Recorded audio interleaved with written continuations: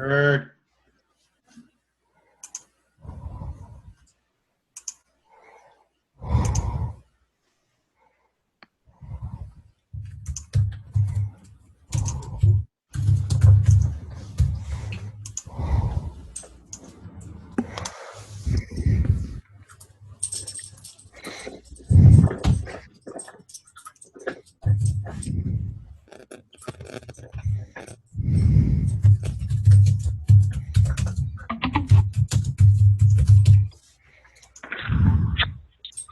Hey everybody, this is Kurt and Molly. It is good to see you all here. I think you can maybe see my video.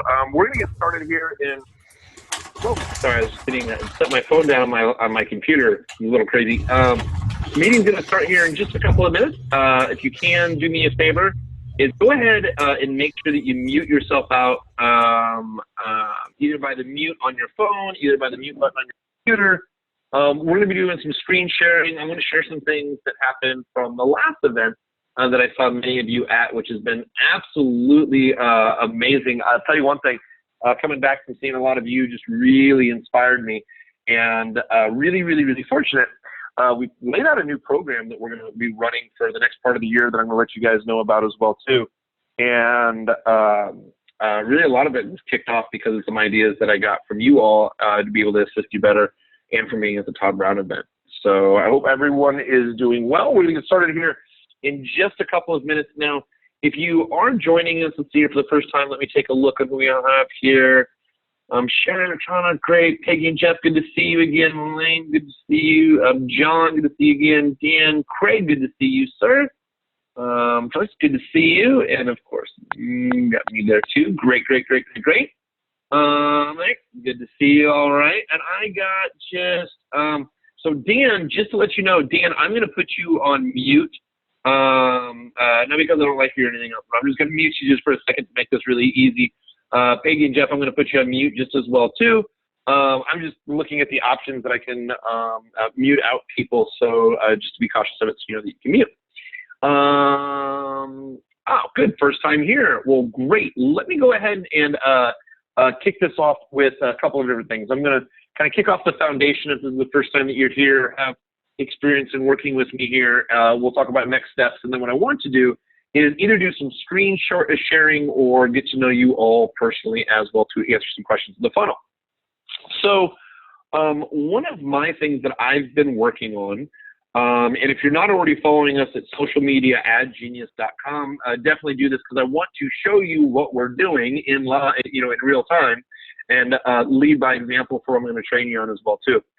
So a couple of different things. You know, we went to the Todd Brown event, and, well, sorry, first of all, we'll start with the foundation. I get super excited about this stuff, so I jump right on in. So here's the way that the whole thing's going to work. I'm going to go over just a little bit of training. This is going to be really around ads and funnels, primarily Facebook ads. We'll talk a little bit about Google ads, Google Analytics as well too. But we're going to talk about monetizing your funnel with paid traffic. So I'm going to do a little bit of teaching, probably 15, 20 minutes here.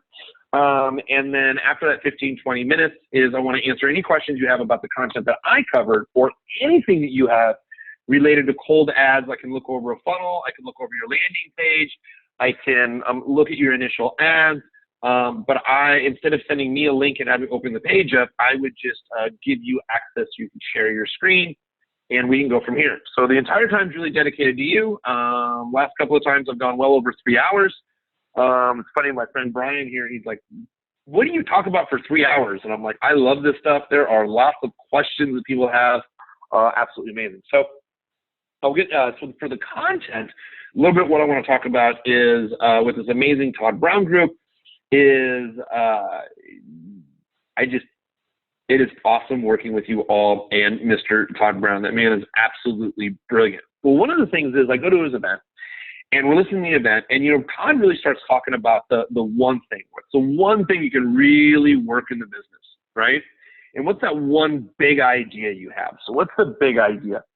So I've been talking about that a lot since being back from the Todd Brown event. Well, what's interesting is a friend of mine for the last probably 14 years, we were even roommates at one point. We went through a bad relationship. And he ended up moving in and helped me out with some bills. So I've known him for a really long time. The night I got back from Todd's event, he came over. We were having a couple of beers. And he's like, Kurt, I'm really curious, since we're sitting up in my apartment and we're looking over this beautiful part of the city. He's like, hey, Kurt, how did you do this? Like, how did you put the whole thing together? How were you able to produce this type of income or lifestyle? And you talk about, speaking and traveling. How did that whole thing happen? And I go, it's actually really easy. It's just a math problem. And I go, you can actually break down everything that you do in small little micro commitments. And you can do this for your business. You can do this for your health, your wellness, your relationships, right? We're just going to take step by step, small little micro commitments. And what we're going to do is we're going to find out, can those little micro commitments, can they be recorded and measured, right? So just like my fitness coach is over here, my wellness coach is here at my house, I'm helping him with some online ads. At the same time, he's helping me with my diet. So I ask him, what's your cost per lead? He asks me, how much protein are you measuring out each day, right? So these are all small micro commitments.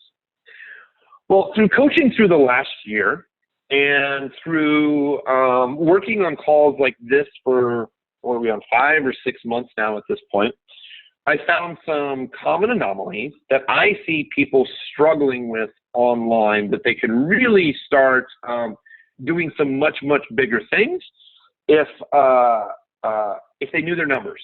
Now, when I say know your numbers, it's really broad, right? So if you know that you put $1 in and you can make $2 out, you doubled your profit. That's great. It's what everybody wants to get. But a lot of people don't know their numbers that lead up to that process, meaning that what's your cost per click? How much does it cost for you to produce a click? What's the click-through rate typically? From the click-through rate, great. Now they're on your landing page. How much time do they spend on your landing page? Did they opt in? Did they not opt in? How can we make sure that we follow up properly? So there's all these different numbers that people should know along their funnel, but most people don't know where to look. And the problem is that I see is people really start to become overwhelmed. And when they become overwhelmed, unfortunately, they don't know the next decision to make. And the biggest problem of them all is they don't know what decision to make. They really don't know how to move forward. And a lot of times we'll either stop running traffic, which is the worst thing that you can ever do, or never really get started in the first place. Or they spend money that's needlessly, I should say, spent. So what happens here is a couple of different things. What we've done, again, really coming from the Todd Brown event, which I'm excited about, it is we thought, okay, what is the big idea, right? Well, actually, lots of people have different big ideas, and they want to monetize it. So they come to me because they want to better understand how to monetize their big idea.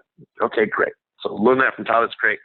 Then Todd talks about you got to be able to create a process, right? If you can say, like, for instance, he talks about as a chiropractor, if you can create the so-and-so method, the so-and-so process, what ends up happening is you can really hone in on, hey, I'm going to give you the Kurt Molly process. So I started thinking about how can we make sure that we're quantifying each step of the process in running ads, just like Todd teaches you on how to run funnels, number one. Number two, each step should be quantifiable. We should be able to tell each individual person here, okay, great, this part of your funnel is working out great. Here's one of the things that we need to work on, right? So what we basically came up with an idea is that we're working on, and this is really something that I'm working on with a lot of free content over the next 10 to 12 weeks as we're formulating the entire product. So let me talk about kind of what this is. I'm going to turn off my video for a minute because I'm going to try to switch my screen to see if I can pull up this presentation.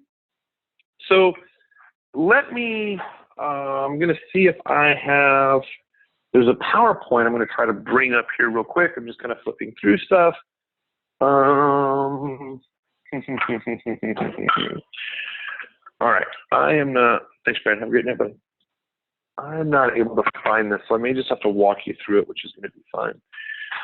Yeah, unfortunately, I'm not able to find it. That's fine. So here's what we have. Is I want to be able to help out more entrepreneurs. I want to be able to help out more people in their sales process, especially with paid ads. So to do that, I have to quantify each part of the process of running an ad funnel. So that's what we're working on right now. So I'm going to tell you what our big idea is, how we're running stuff that I know we've seen our other clients do, how they're monetizing it, and we're going to be able to quantify the entire process. So over the course of the next 10 to 15 weeks, and a lot of you will get access to this, is we're coming out with a process called, which is code-named right now, called the Social Media Ad Genius Profit Factory. And what it is we're going to be able to look at a factory, like a main factory, like if let's say you wanted to make, I don't know, hair brushes, right? You wanted to go to a factory in China that is completely set up to make hair brushes. You're like, look, I can sell these. I'm passionate about it. Here, I want you to order the raw materials. I want you to put it through the factory, through the process. I want you to wrap it up, ship it out, and then I'm going to give you the addresses of where to send it, right? So a regular factory is you can quantify the entire process step by step by step by step until it gets to a sale.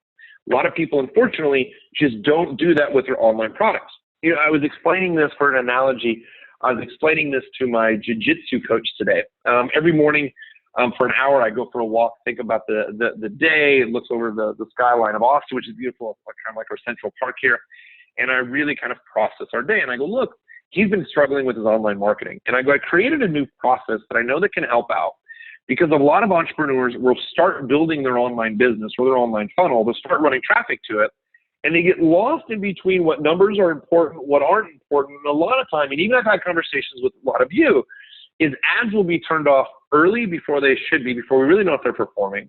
We'll turn off ads because we don't have extended products and services in our funnel, which was a big aha I had from the Todd Brown event.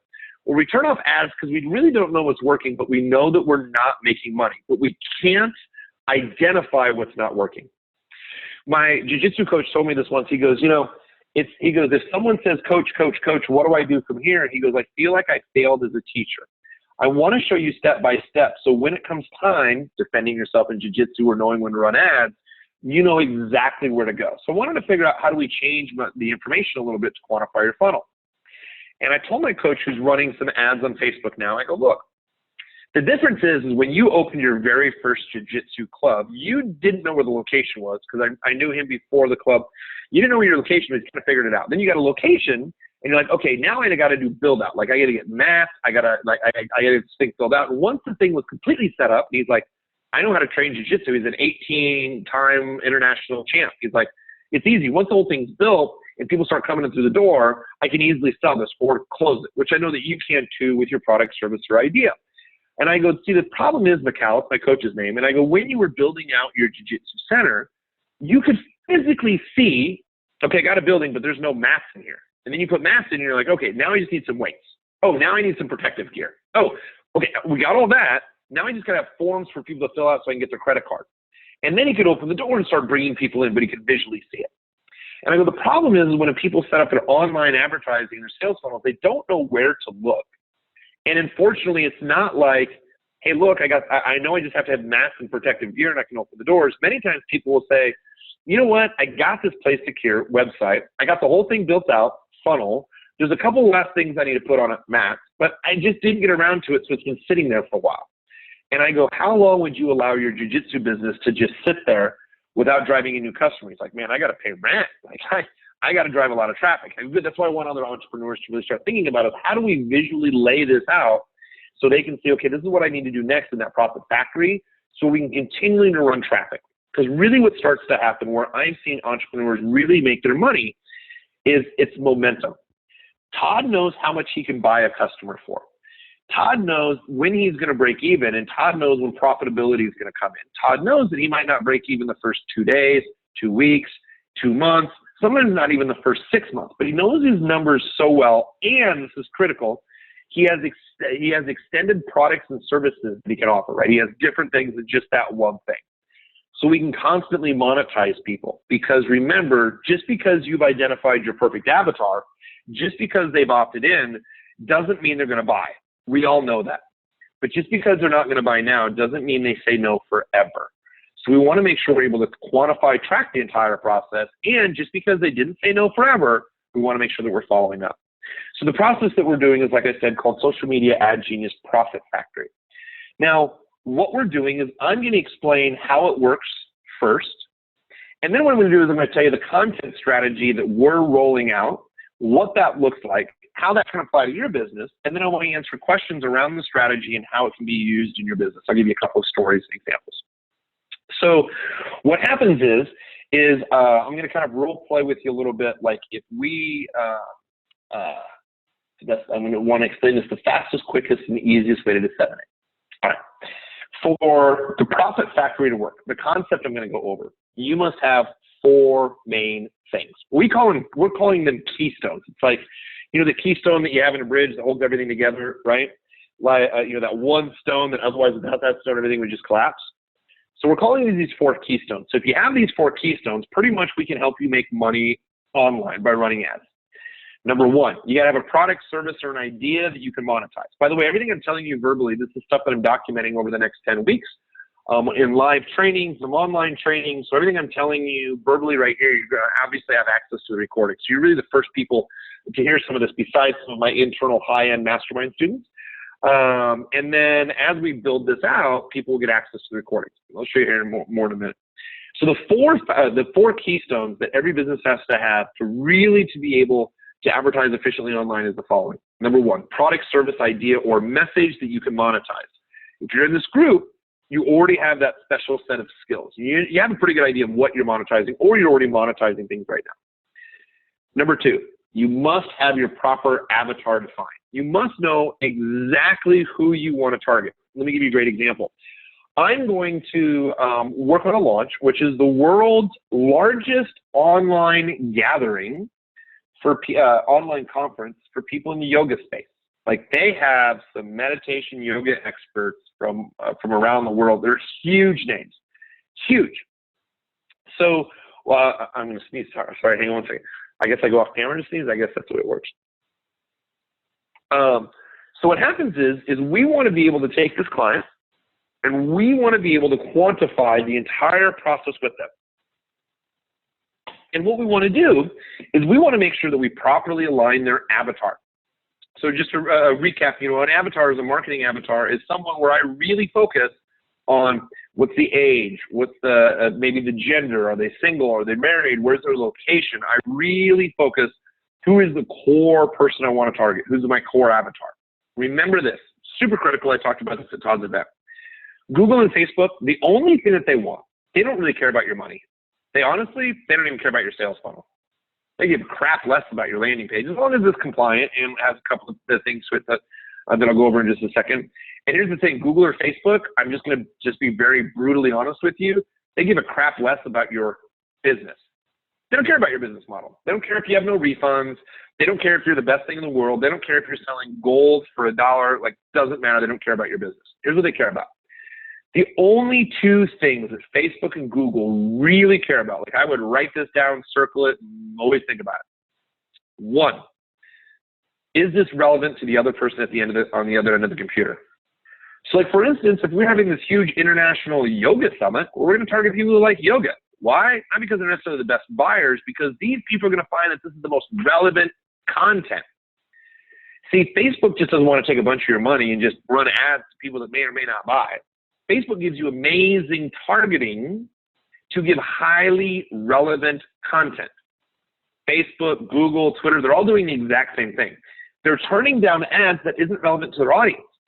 So you want to be focused on, that's why we call it a keystone, who is that exact avatar? Because if we're providing relevant information, number 1, to the other person on the other end, and number 2, they're having an enjoyable, fully disclosed experience. Pretty soon gone are going to be the days that we've talked about this at the live event, where you're just going to send a bunch of traffic to a landing page that says, find out this one weird trick on how to lose weight, enter your email, and that's it. Those days are very quickly being gone. Facebook and Google and these other sites don't like it because people jump onto the page, they're forced to give their email, no other information, nothing else, then they leave. What Facebook and Google are looking for is they're looking for people to click onto ads, come to your website, read some type of content that's relative to them, right? That's relative and relevant only to them. Very, very, very important. When they feel it's relevant to them, Facebook and Google and Twitter and these other places will serve more of your ads. If you're just targeting one person, let's just say 35 to 55 and who's an entrepreneur, but you're selling this like online entrepreneur product, we haven't defined the avatar enough.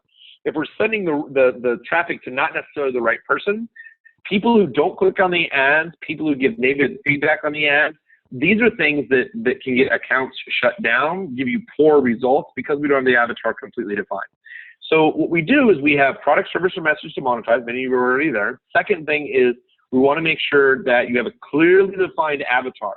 This is going to help for the way that we write our marketing and copy, but it's going to make sure that our content's relevant. And with our content being relevant, that second part is, do the links on our site work? Meaning, can the person come over, read relevant content, and if there's a link to take them to another page, does that work? Is that customer experience good? If there is an opt-in box, is there a disclaimer of what you're going to do with their email? Facebook just wants to make sure in Google and these other sites it's fully disclosed as relevant content. Now, the third thing is we want to make sure that we're going to analyze each part of your funnel from what we're calling the Social Media Ad Genius Profit Factory, right? And I'm going to walk you through the 12 steps of the Profit Factory here in just a second. Very quick, very easy. And what's going to happen is after we walk through the factory, the number 4 keystone, one of the most important things is proof. How do we know if our number's good, bad, or indifferent? So what we're going to do is we're going to quantify each part of the Social Media Ad Genius Profit Factory, and we're going to be able to give you what we call big ideas, and that is beginner, intermediate, or genius. So we're going to be able to take each step of the process, quantify it, and then find out, are you doing well, not so well, and what can we do to help you out in that very specific spot. So let me go over this here real quick for you. And this is good to write down. You'll have the recording, and I'm trying to see if I can show an image because I have this written up on a board, but I'm not quite sure how this works if I was to carry my computer. Let me think about this. I'd take more time to set it up than it would into training it. So let's talk about the 12 different components of the Social Media Ad Genius Profit Factory, okay? Again, this is all going to be written down. We'll hand this out later, but this is good to write down right now because you're hearing it first as we're creating all these documents. You know, don't wait till later, right? Best time to implement is now, not later. So step number 1 in the Profit Factory. Do you have your core avatar defined, right? Hopefully, yes. You should if you have a product, service, and idea. Great. Step number 2, you got that core audience. Now what we want to do is we want to build out 4 interest clusters. Let me give you an example. So if my core audience is 35 to 55, male, female, college educated, entrepreneur, that is my core audience. Now I'm going to create an interest cluster with this core audience with one of them is going to be interested in online marketing. So I have that core, I'm going to add a keyword interested in online marketing. That would be one interest cluster. I have this core, instead of online marketing, now I'm going to do social media marketing, right? That's my other keyword I'm going to test out. I have my core, and I'm going to test out one other keyword. That gives me a second cluster. My third cluster could be social media managers. My fourth cluster could be online marketing strategies. So I have my core, right? And now I want to make sure I have at least 4 different components that I can test with my clusters. Step number 2. Okay, each step we can quantify. Step number 3, have we started, now that we've identified these groups, have we actually started running ads, okay? Now, as I write this whole thing out, we're going to create binders, kind of an online process. So you're going to be able to see, okay, I got my 4 interest cluster audience. Great. Now I started testing it. Here's my initial numbers. So now that we start testing your audience, we want to make sure, step number 4, we want to make sure that we have your retargeting ad set up. So you got your avatar, you've identified who you're going to target, you've started targeting these people, whether they're likes or website clicks. Now we want to make sure, since you already have this effort going on here, are you retargeting? Do you have the conversion pixels in, the retargeting pixels? Are you retargeting? So now what ends up happening is, now we take a look at the retargeting, great. You're going to be sending people to some type of landing page. We like to refer to it, we wanted to change our language around this a little bit, what we call our introduction page. Because what we found out, and this was really apparent at Todd's event, is just because they're going to go into an opt-in page you're targeting the avatar, you believe this is really relevant content, but just because they're going to a landing page, they might not opt in the very first time. It's fine. But we've already spent money going to this landing page. So for insurance, we've already made the investment. We've already targeted these people. They've already clicked on the ad. So we want to make sure we have retargeting set up for that first introduction page. So is this introduction page, this is completely up to you. Is this a video of you that explains a little bit about who you are and what your company is? Is it a blog post? Or is it a landing page where they can't opt in? Just because they went to this page and didn't opt in doesn't mean they're not interested. So we want to take a look at that landing page and quantify through the big ideas, you know, beginner, intermediate, and genius. Okay, I'm sending people over, right? We know how much the cost per click is. We know the click-through rate. Now, people are on the page. How do we quantify this page? Well, we're going to start taking a look at bounce rate, times on page. You know, these are some other universal numbers to figure out what is the experience of the person when they land on this page. And if they don't opt in, how am I following up? If they do opt in, how am I following up? Because like Todd teaches you, as soon as someone opts into the funnel, there's a certain progressive. They're going to go through, you know, they're going to get emails, they need to go through videos or a webinar and follow up. We want to think about that exact same process with ads. If you're following up with email, that's awesome. Are you also following up with ads in the same sequence? If they did not opt in, are you following up with ads just like you would through an email autoresponder? Okay? So let's say they go to that main landing page. We're really on step 5 of the funnel. They go to that landing page, and let's say they do opt in. Great, step 6. What's your follow-up once they opt in? What's your follow-up through email? Let's quantify it. You know, hey, I'm going to make 4 emails and make my offer 4 times. Hey, I have ads that we're running back. What are we doing to follow up with people once they opted in? Okay? Now, most people that we see, I just talked to somebody today, great example, they stop after step 6, and there's really 12 steps. And Todd made this really apparent to me, which is brilliant. What people do is they're like, okay, I got an avatar, I got my target to audience, or I started targeting my audience, I started running some traffic, I know I got retargeting set up, I sent people over to my landing page, some people opted in, some people didn't, but I got some people to opt in, and then some, like 1 or 2 people bought. I don't know what worked, so super important. So I closed everything down and I wanted to take a look at numbers. The problem is none of this is flowing. And what we need for a profit factory is traffic always flowing on through. So how do we always maintain traffic flowing on through if I've identified everybody, they're coming through my landing page, they've opted in, they didn't buy. Now what? Well, just because they didn't buy, or like I said, didn't opt in at first, doesn't mean they said no forever. So what we want to take a look at is the next 6 steps in the 12-step process so many people forget or mess up on. Now, what we're doing is the following. Now that you have people, now, if you are in retail, for example, let's just say you are selling, I don't know, because the first thing here, Altoids, right? If you were selling Altoids through e-commerce, the next part, the 6-part strategy is probably not going to work as well. But if you're talking about mindset, coaching, strategy, you know, you want to build, as Lawton says, you want to build that Ascension series or indoctrination process. This is the way to build the indoctrination process, because most people stop after that original opt-in. So what we're saying is this. Step number 6. There should be some weekly content that you can mail on, or some type of weekly subject that you can mail on. I'm going to give you an example. I run Facebook ads. When we surveyed our list said, we want to learn more diversified traffic strategies. Great. So our weekly content we're going to be on step number 6 of the Snag Profit Funnel.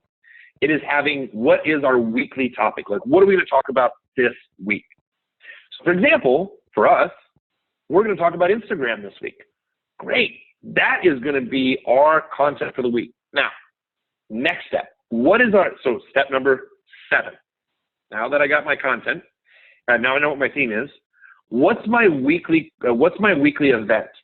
There should be some kind of event you build for weekly. Now let me clarify what an event is. An event could be a teleconference, could be a webinar, it could be maybe you have a coaching class that's coming up soon, someplace where someone can read a blog post, see you on a blab, see you on a Periscope, something where they can get additional exposure to you that week. And again, once I go through this process, I'm going to give you the example of exactly what we're running. So, okay, I know this week I'm going to be talking about Instagram, okay? I know that my event this week, I'm going to do a blab. What we are actually doing at Social Media Ad Genius is on Tuesday, we're holding blabs. So I can say, hey, let's just gather together on a video just like this. Let's gather on a blab. And if you don't know what a blab.fm is, type down below and I'll show you an example here in a minute because it's pretty interesting to the content process. So if you do not know what a blab is, go ahead and, like I said, just type in the text and I'll explain that here as I round this out and get to the content or how we just first in the content. So every Tuesday, we have our event, which is our blab, where we just talk about the possibilities of Instagram. So it's me and Shecky, our training director. And for our blab for 30 minutes, we tell people, all right, join us on Tuesday. And we're going to talk about some great Instagram ad strategies. And Shecky and I just talk in a video just like this. And we talk about the possibilities. Hey, did you know that you can target this many people? Did you know you can do this? We're talking about the possibilities, not the strategy. Very important, okay? We are talking about, did you know if you, and I'm just going to, let's just say this is what we're let's just say this is in mindset. Did you know what the proper mindset, by saying even just a couple of daily mantras that are less than 30 seconds long, that you can dramatically start changing your outcome over the course of 30 days. So what you're going to do is you're going to talk about concepts up front for the live event. That's what I do. For our event, we talk about concepts. Now, every week, I'm also going to have a call to action. So this is step 7 of the profit funnel. You know what? I even got to look at my own notes. Hang on a second. That's why I have my phone. So step number 7 is my weekly content. Step number 8 is my weekly event. And again, your weekly event could be a blog post, could be something, but this allows you to do a broadcast email or a broadcast ad to what is your event for the week, okay? Again, events just, what are we going to be able to send someone to? Could be just even a different landing page. So we have our event. Now, the next step, we have our event. What's our weekly call to action? There's going to be something that we're going to sell that week. So my theme for the week, my content, I'm talking about Instagram. My event, we're going to be on a blab, and I'm going to talk about how great Instagram is. But I'm not going to sell from the blab because I'm giving the concept. On the blab, I tell people, hey, look, I'm going to have a breakout session because I'd like to have 2 events during the week. I just do. If you attended this blab and like the concept of knowing how to advertise on Instagram, I'm going to have a breakout session on Thursday. And on Thursday, we're going to have a deep dive training into this content, okay? So on Thursday, now I'm doing the training. So on Tuesday, I'm talking about the what if. Thursday, I'm talking about the training. And every single week, I have a call to action. That means a link to buy something. So if I'm training on Instagram, I have an Instagram course that I'm going to sell. If I'm training on Instagram, but I'm just going to sell a social media course, I can do that too. But every week, I'm going to have a call to action. Every week, I'm going to have something to sell, affiliate, or my stuff. This will make a lot of sense when I give you our exact content strategy, okay? Now, for the very next part, I'm sorry, I'm stepping away here for a second. For the very next part, what happens is 7 is weekly content. What is your weekly event, number 8? Number 9 is what is my weekly call to action? What am I going to ask them to buy, right? Number 10 is how am I going to follow up with people after that weekly call to action? So I asked them to buy the Instagram course. Either they bought the Instagram course and I'm following up with them, or they didn't buy the Instagram course and I'm going to follow up. Now, the big aha that I got from Todd is step number 11. So let's say they did not buy my Instagram course. My step number 11 is, okay, what is my additional products or services that I can follow up with and sell with this individual? They didn't buy my bread and butter when they first went to my opt-in. They went to this week's event and they didn't buy on my week's call to action. What's the next thing that I can follow up with? And this is where we start talking about email funnels, which translate over to our ad funnels. And what ends up happening is once we go to step number 12 is how do we automate the entire process? This is where we form lookalike audiences. This is where the conversion pixel works. But what ends up happening is if we can keep on putting people at the top of what we're calling the social media ad genius profit funnel, there's going to be a step-by-step that we're going to quantify all the way on through, and we're going to be consistently following up with people.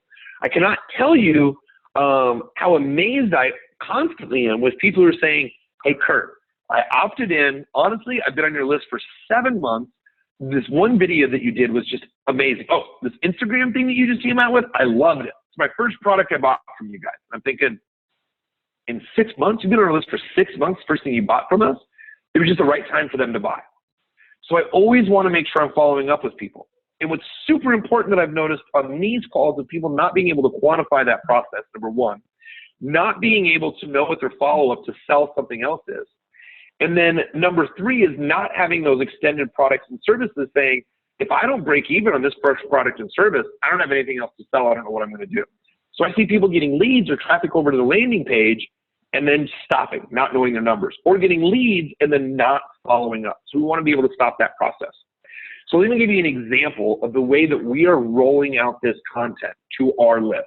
And I'll give you the exact offer and everything else, the way that we're rolling it out to give you some ideas.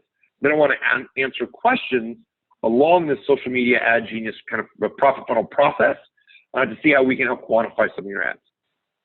So what we're doing is every single Wednesday, we meet as owners and our creative department, and we come up with what's going to be our content for next week. So our planning meeting always happens on Wednesday. And I'm giving you these specific times and days because it'll really help lay out this entire content strategy. So on Wednesday, we meet up, we come over with our content. Great, we got content. Let's just say, to make it easy, we're going to talk about the power of Instagram ads. The reason is because we got a PLR, private label rights, right? This great little program that we found on Instagram. I'm making this up, right? This private label rights for Instagram, and it's going to be great with our audience. Great. Every Sunday, we release a blog. Every Sunday. Every Sunday, we email our entire list, everybody, buyers, non-buyers, everybody. We email them and say, hey, do you know the power of Instagram?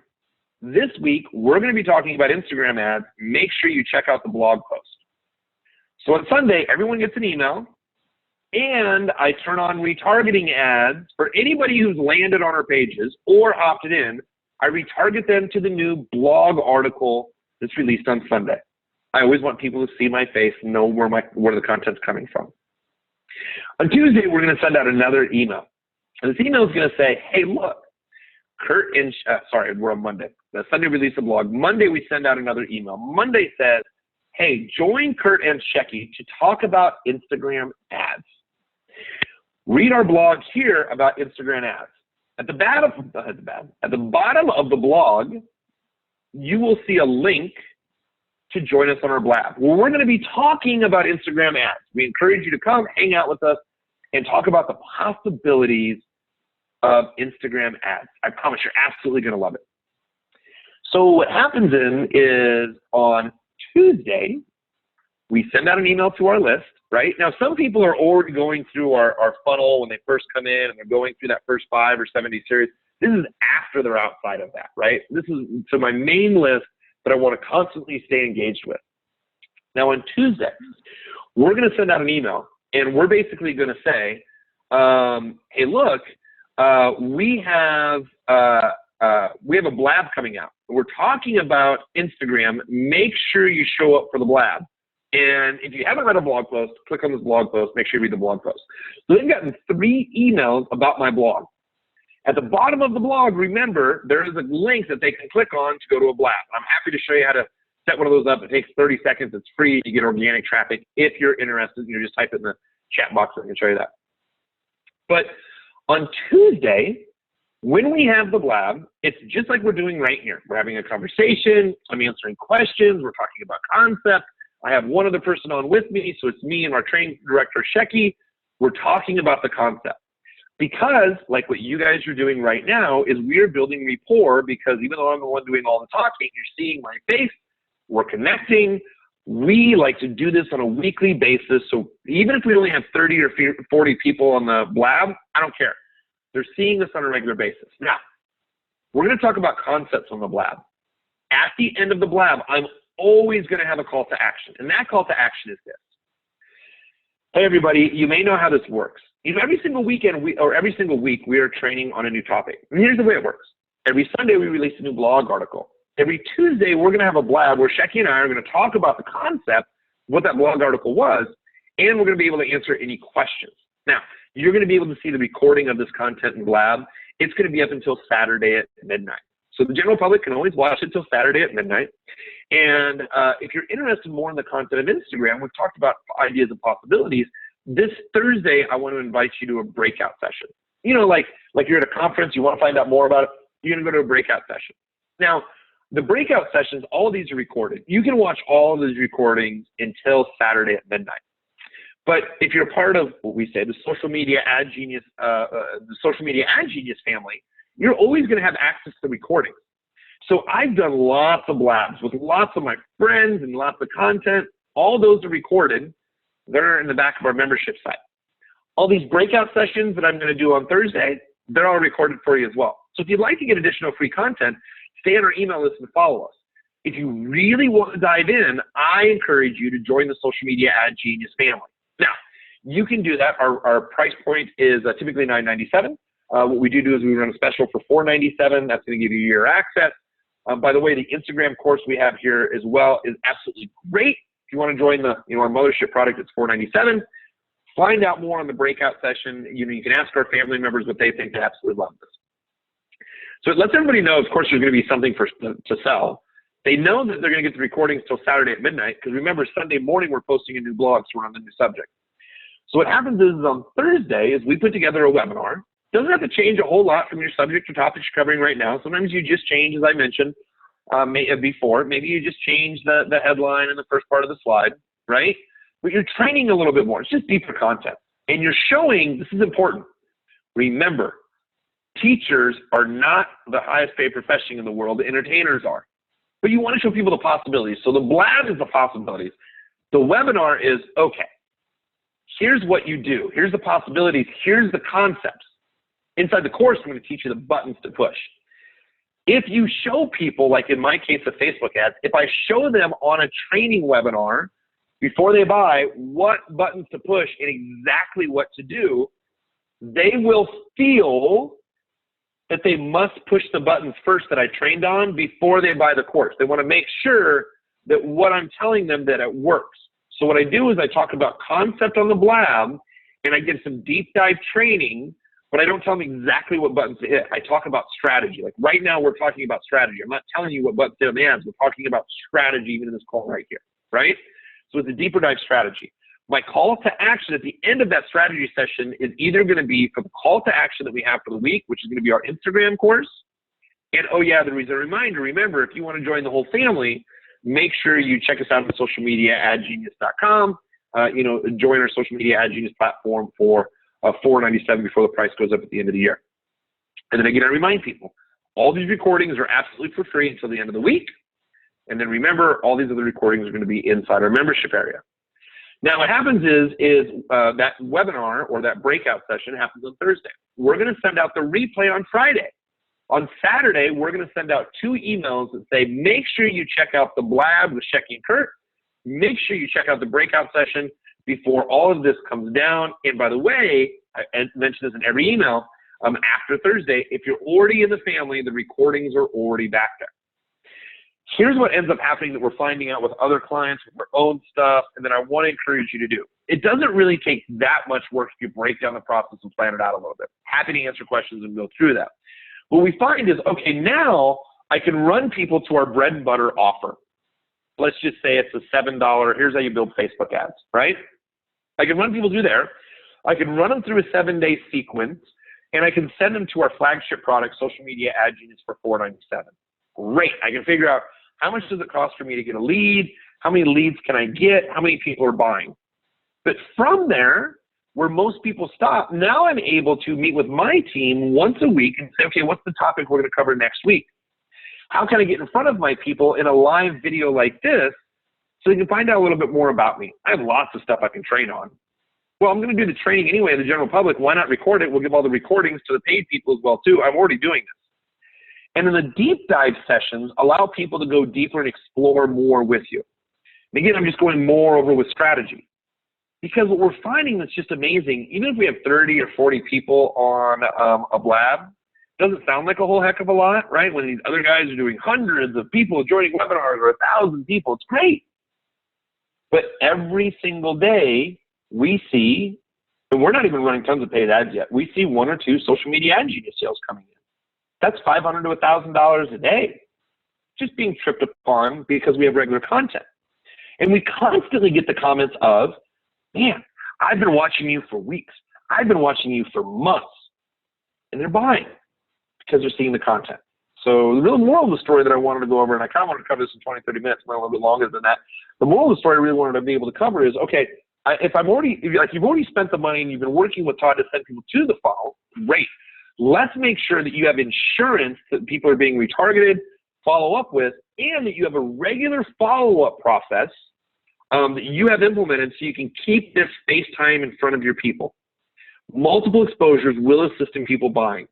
If you are profitable from running straight ads to a landing page, they buy right away and you're already profitable, you are way ahead of everybody else. If you're sending people to a landing page and they're not really yet opting in, or they're opting in but they're not buying, you're ahead of a lot of people. Now we just got to figure out what regular content can we deliver that's going to be easy for you to deliver, because just because they said no once to your original product doesn't mean that they're going to say no when it's positioned a little bit more, or like Todd says, extending your products and services, either what you offer or through affiliate offers. I'll never forget it. He said, many times if you double your offers, you're going to quadruple your income. It's interesting how it works that way. I'll never forget when he said that. So I really explained the profit factory. We break it down each way. I really talked about, hey, we want to make sure that we're constantly running traffic in. Running traffic could be likes, website clicks, engagement posts. We want to make sure that people are always running through that funnel, right? They're coming through our bread and butter. They come down through the funnel, and we can quantify each step of the process. So eventually what Social Media Ad Genius Profit Factory is going to be a way for you guys to type in numbers through all 12 steps. What do your numbers look like here, here, here, and here? So we can say, oh, so you have an opt-in of 10%? That's beginner level. Here's some things that you can do to improve that. Oh, but your opt-in's at 10%, but you're getting $2 leads? Oh my goodness, that's amazing. We can change 1 or 2 words and get that $2 leads, 10% conversion, to 20% conversion. Now they're dollar leads, right? People just knowing where to make the right little adjustments to move alongside their funnel. So I hope that explanation helps out. The content strategy, I hope that helps out. Of course, we have the recording in here as well too. Really what we have from here is I want to be able to answer any questions that you have on your funnel. Any questions about this? Thank you. I appreciate that. Thank you very much, John, for the compliment. I want to make sure that I'm, looking at your landing page. We're talking about your follow-up process. Who here has a funnel they want to talk about? Who here has a landing page they want to talk about? Again, this is all pertaining to paid ads. So everything you're doing for follow-up, I want to be able to assist you with your paid ad follow-up plan and extended services. So who would like to go first? Or I'll do this whole thing where I'll go Bueller. Anybody out there? Who's out there? Who is ready to share their screen or talk about what's going on over the last month? I have some beginner questions. That is great. So John, what I'm going to do, actually, if I do this for you, then you're not going to learn. So John, if you could unmute yourself for me, that would be awesome. Should be at the box at the top of the screen. There we go. So now you're not doing it. Perfect. Hey, Kurt. What's up? I can hear you great. How are you? All right. Hey, doing good. Good to be here with you guys. Awesome. Any questions you have, I am happy to answer. None of them are too small, too big. Yeah, let me start. So am I sharing my screen at this point in time? If you'd like to, it helps me a lot. And what I do, do you know how to share your screen? Here, let me do that. 1 second, sorry. First time in here. Where do I go? That's okay. So take your mouse and scroll to the bottom of the screen, like where you see my beautiful little mug right here. Scroll to the bottom of the screen, and you're going to see invite, manage participants, and then the green button says share screen. Yeah, of course. Okay. Now, just to let you know, what I'm going to do is I actually have two other big monitors here. Sure. This is just my little Mac. So what I do is I turn my camera off when you share your screen. So I can really focus on your stuff and no one's focusing on my mug. There we go. Right. Perfect. Now I'm going to, hang on 1 second. Options. I don't want to fit to window. Yeah, because on my small Mac, all this plays out really small. So if I can, perfect. All right, I see everything. Floor is yours, sir. Okay, great. So I'm sorry for not preparing these questions before today's call a little better, but we'll try to be as precise as possible. So this is the first time I've set up the business manager within Facebook. And what I've done is I've added the pages that I'm an administrator for, and I've set up now my ad account. And there was one I had kind of just a fundamental question about this arrangement is I noticed that it seems like I have a personal Facebook account, which is under like my full name at gmail.com, right? But I assigned this to my business account, Dryden Labs. And it seems like Facebook wants to know that, hey, you do have a personal account. It might not be your business account. And then sometimes when consulting with other people, I've heard them say, oh, I like to have this like kind of fake account. Can you speak to that? Yeah. Never have a fake account ever. Ever, right? So, okay, cool. Ever. Yeah. So so let's start from a 20,000 foot view and we'll get granular. Okay. So Facebook is a $1 billion company that has to turn out $1 billion profits, and they want to make sure that they are able to do that on a regular basis. So when I made the comment before about they don't really care about your money, they don't. They just want to be relevant so they're here in 20 years, because there's no such thing as a social media company that's around in 20 years. It hasn't been done yet. They're going to be the first to do it, right? Right. They're really sensitive on that. Now, one of the biggest things they're sensitive on is right now Google is like, when you go to Google and you type in a search query, right? Google's learning from you. Of course. Yep. When you visit and click on things with Facebook, Facebook's learning what you like, what you look at, what you scroll down to, what websites you go to with website conversion pixels. Facebook knows more about you than Google does. Way more about you. Yes. So what they're doing is Facebook actually concentrates less on customer service, and Facebook focuses on fraud. They have the world's biggest database. If that thing gets hacked into, there is so much money running through that thing. They can split test their 1 billion users. Literally, they can split stuff like what Todd talked about. They can split test stuff within 15 minutes across hundreds of thousands of people. They are always looking for fraud, always. Because they're a publicly traded company as well, too, besides other issues. Right. So what happens is this is where it makes things interesting. Because Facebook's always looking for fraud, manually, it's very hard to spot. So they create algorithms. Everything we're really talking about is based off an algorithm. They're not going to look at your account. And there's so many millions of, there's over, that Facebook now officially has, like 4 months ago, over 1 million advertisers on Facebook. No way can they handle customer service. So this is all done with algorithms. And this is good for everybody to know this as well, too. So what happens is they're constantly looking for fraud. Let me give you a couple of huge indicators for fraud. One, using a PayPal Pay account. Don't ever use one. Even though they have that option, don't ever use one. Because anything that Facebook doesn't like, they will give you a really vague statement of why they turn stuff off. I've seen people run accounts at a PayPal, and all of a sudden one of the fundings doesn't work, and Facebook says, hey, we've noticed unusual account activity on your account. Please upload your ID here, which pretty much just basically means something was flagged on your account, no illegal suspicious activity, and you may or may not ever get your account back. It just happened to me last week. That incident. My account was flagged, and that was going to be another one of my questions, is to kind of see if we could verify that they did remove the to remove the what? They kind of froze my account for a couple of days, but it looks like they released it back to me, which seems like I got lucky. Yeah, there's no rhyme or reason when they do that. There's not. So we tell people, okay, look, if you're going to use a funding source, don't use PayPal, number one. Number two, if you're going to start running some traffic like above $100 a day, get a credit card that has airline miles and points. You're going to spend the money anyway. I remember the first credit card we got for our stuff is they gave us, because I got out of real estate, I didn't have any credit. My other two business partners didn't either. The first credit card they gave us was $5,000. And I'm like, hey, look, I'm going to have to spend 60 grand on this thing a month. And they're like, what? And I'm like, I'm going to pay this thing off like once or maybe twice a day. And they're like, what? Like they couldn't, like, you know what I mean? That like the bank didn't understand. I need to bring in cash because I need to keep this money running. And I got a lot of airline miles for it. So we want to make sure that your payment system never fails. And ideally we want to make sure that you don't have PayPal on there, right?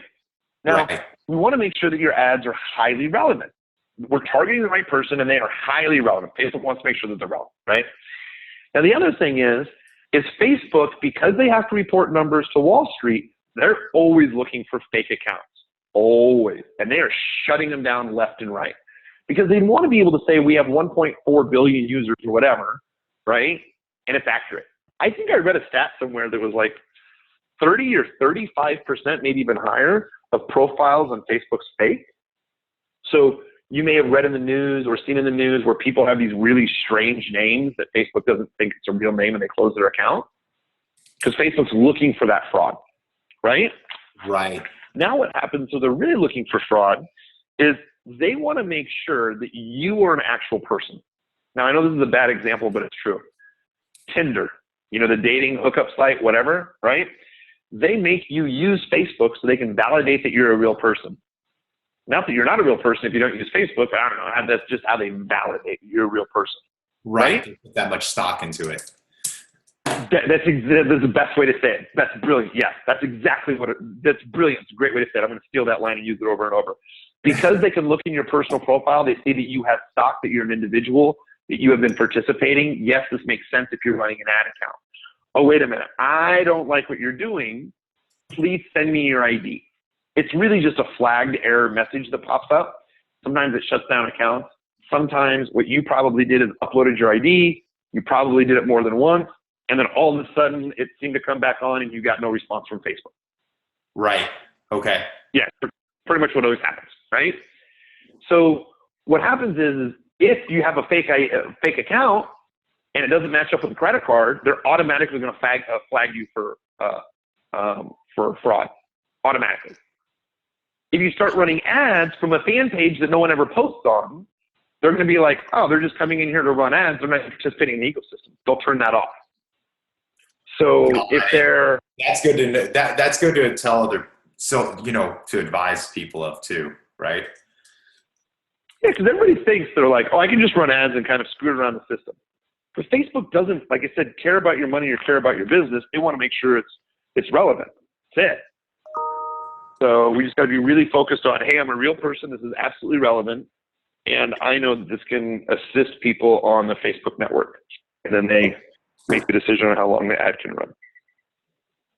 Does that help? Cool. Yeah, no, that's, I want to walk through all those different things. No, I'm glad you really dove deep on that.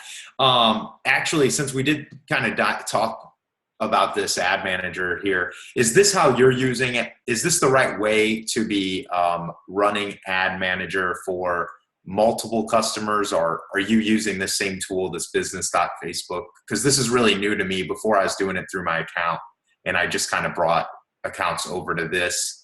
I guess one of my first question is this kind of how you advise and run it inside of your business? So just to be clear, you're doing agency stuff right now, is that right? A little bit. I'm managing multiple accounts, and some of them I run, a little bit of ads for, and some of them I'm just lightly managing posts for. And I had a few questions around that. Oh, no problem. We can cover all of that on here. I'm seeing everybody else's questions in here too. We'll go over that, which is not a problem. Okay. Here's a couple of things that you got to be cautious of. Okay. Right.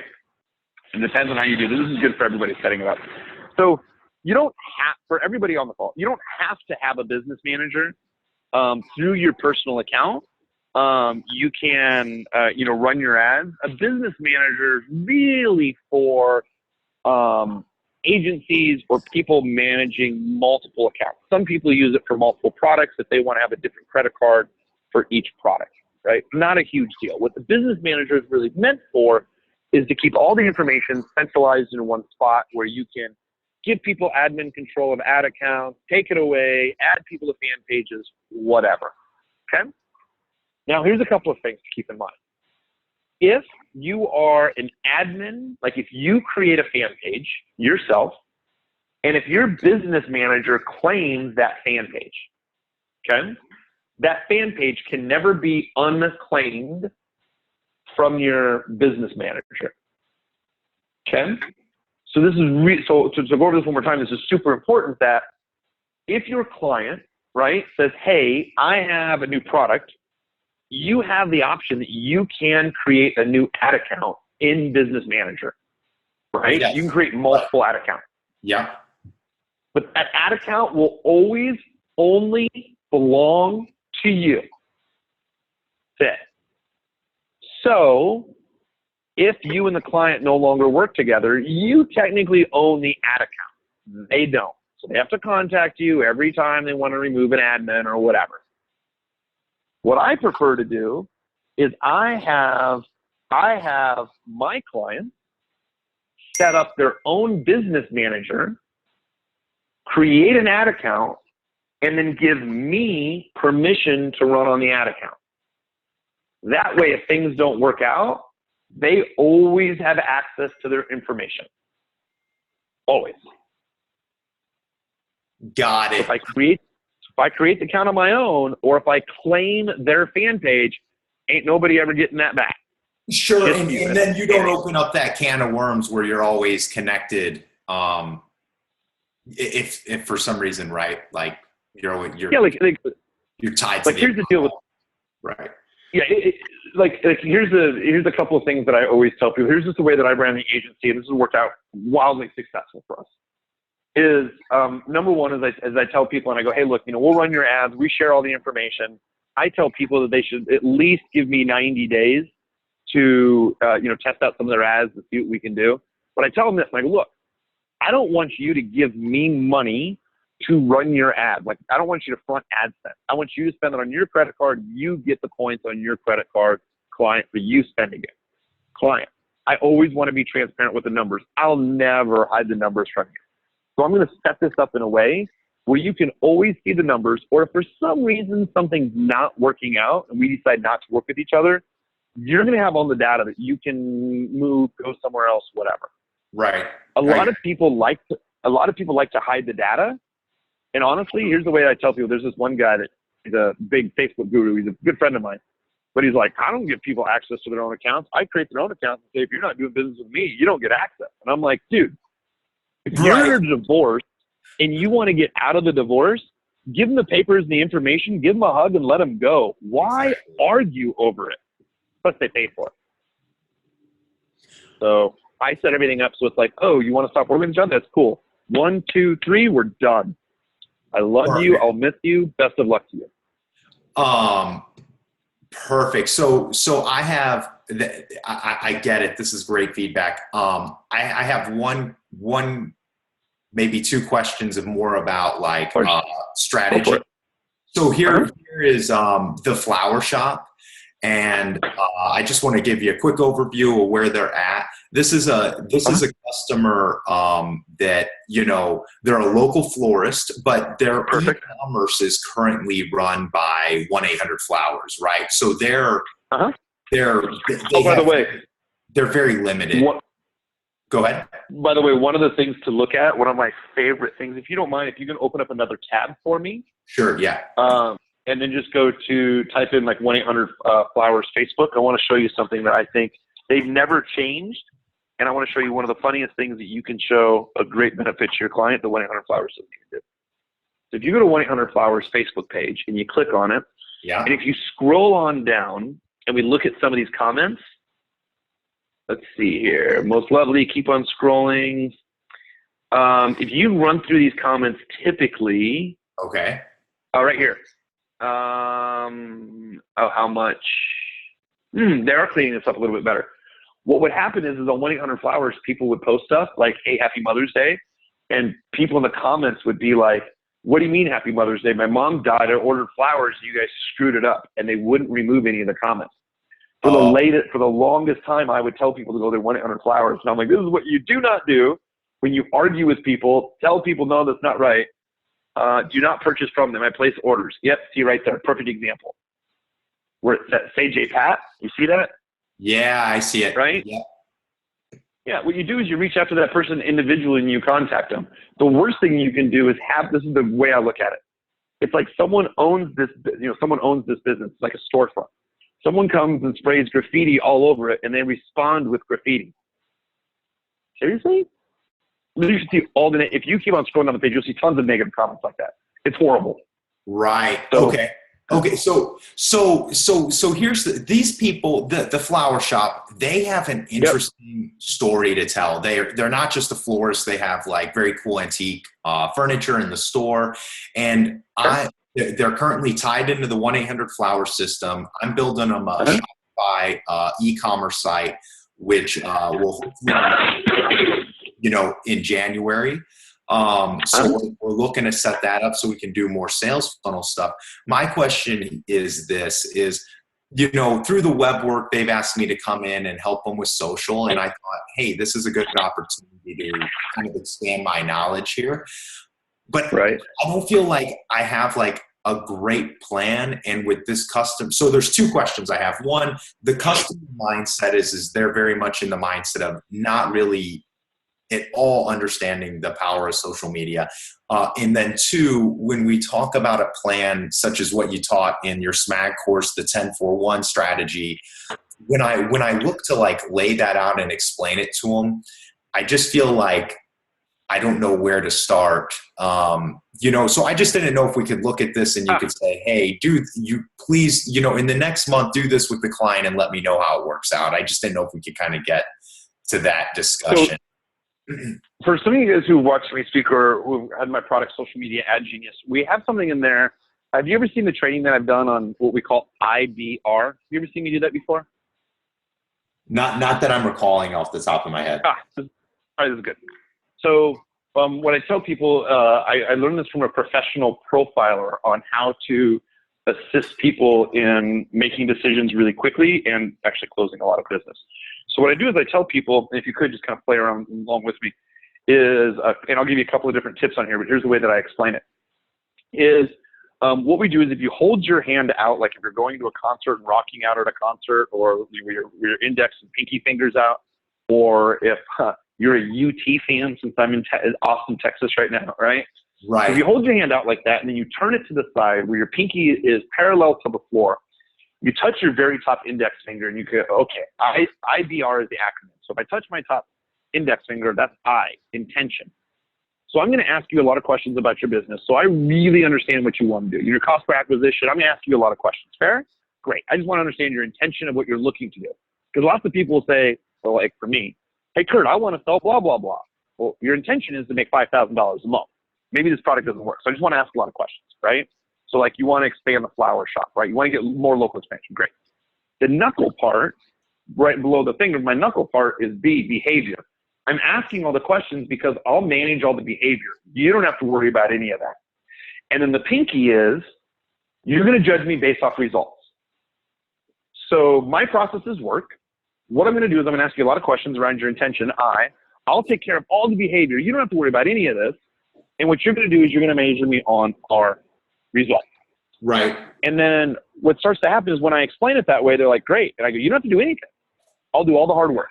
And they're like, great. All you got to do is I'm going to ask you a bunch of questions and let's make some decisions. Great.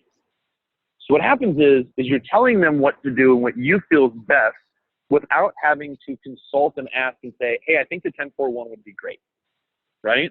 Or I think this would be great. Because they're just going to manage you on your results. And the way that I sell my results is I start asking, which no one ever knows this number, and it makes it so much easier. What's your lifetime value of your customer?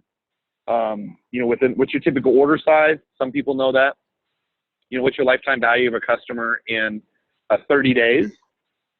And my brother owns a local marketing firm. He loves these two questions. You know, what's your average lifetime customer value for a year, and then 3 years? Like, for example, how big is the city that this flower shop's in? I don't know. It's small. It's in Bernie, so they have a very small population. It's outside Bernie, of what state? Yeah, it's outside of San Antonio. Oh, I know Bernie, Texas. I know exactly where that is. Yes. I know exactly where that is. So that's like a small town that I grew up in. So let's be honest, if you buy flowers at the flower shop and they give a great experience, I'm always going to order from the same place over and over again. Yeah, and right? so and that's like, so in my consulting with them and talking with the owner, I was like, hey, when I walk in here and I experience like what it's like to be a customer, it's amazing. Like you get to walk through the store, and every little product, they don't charge extra for this. They put it in a gift bag and it looks nice, and it makes you feel kind of special. And I'm like, we need to capture these moments on video, or do like weekly, hey, this is the flower of the month, and every week run a promotion where that flower is given with a order over a certain size. And we go into those discussions, and I hope this is useful for everyone on the call, but are those the right discussions? Is that the right coaching? Like, hey, let's capture these things on video. Let's turn that into content in a blog post and post the strategy schedule around that. Are those the right, is that kind of where you take the customer when you see those things? Yeah, it's a really, really good question. So a couple of different things. So I start taking a look at what's the lifetime value of the customer, right? Most people don't know those numbers at all. So I'm like, okay, that's fine. We're gonna try to figure these out kind of along the way, right? And along the way, to really help me figure out these numbers, I want to figure out what's your bread and butter. Like, what can you sell that has a pretty good margin that you can sell all day long, that you absolutely love and you love to do, right? And I'm just going to make this up.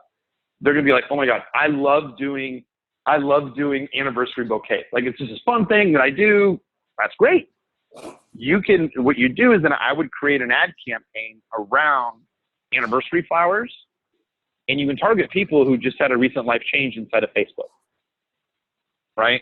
Anniversary, new kid being born. Remember, they want really relevant ads. So what I do is I figure out what has your highest margin that you really like to do, that it's easy for you to fulfill. That's the first thing that I want to test. And if it is running ads to people who just recently had a relationship change, or they recently got married, or they recently retired, great. I can make up micro ads just to target those people. Maybe spend, I don't know, $10, $15 a day, whatever. And then the next thing that I start taking a look at is I say, okay, now that we kind of got some of your bread and butter stuff, I know that there's stuff seasonally that happens. So right now it's December, we're thinking about the holidays. Poinsettias, I know, sell a lot right now. So let's start talking about the times for the holidays, right? And having a walkthrough of like all the poinsettias that have just been brought in, off the truck, I'm making this up, off the truck from Holland. These are absolutely just amazing. Check this out. That could be a 30-second video. People love 30-second or minute videos. The experience in the store is great. So one of the things, and I love that you brought this up, one of the things that some of the people on the call know, guy that I've worked with, he's just brilliant. His name's Mike Dillard. And Mike had talked about, I'll never forget this. I was just telling the story today. Mike one time went to the Land Rover dealership, goes over next door, and he eats at this place called Raw. It's a raw food place.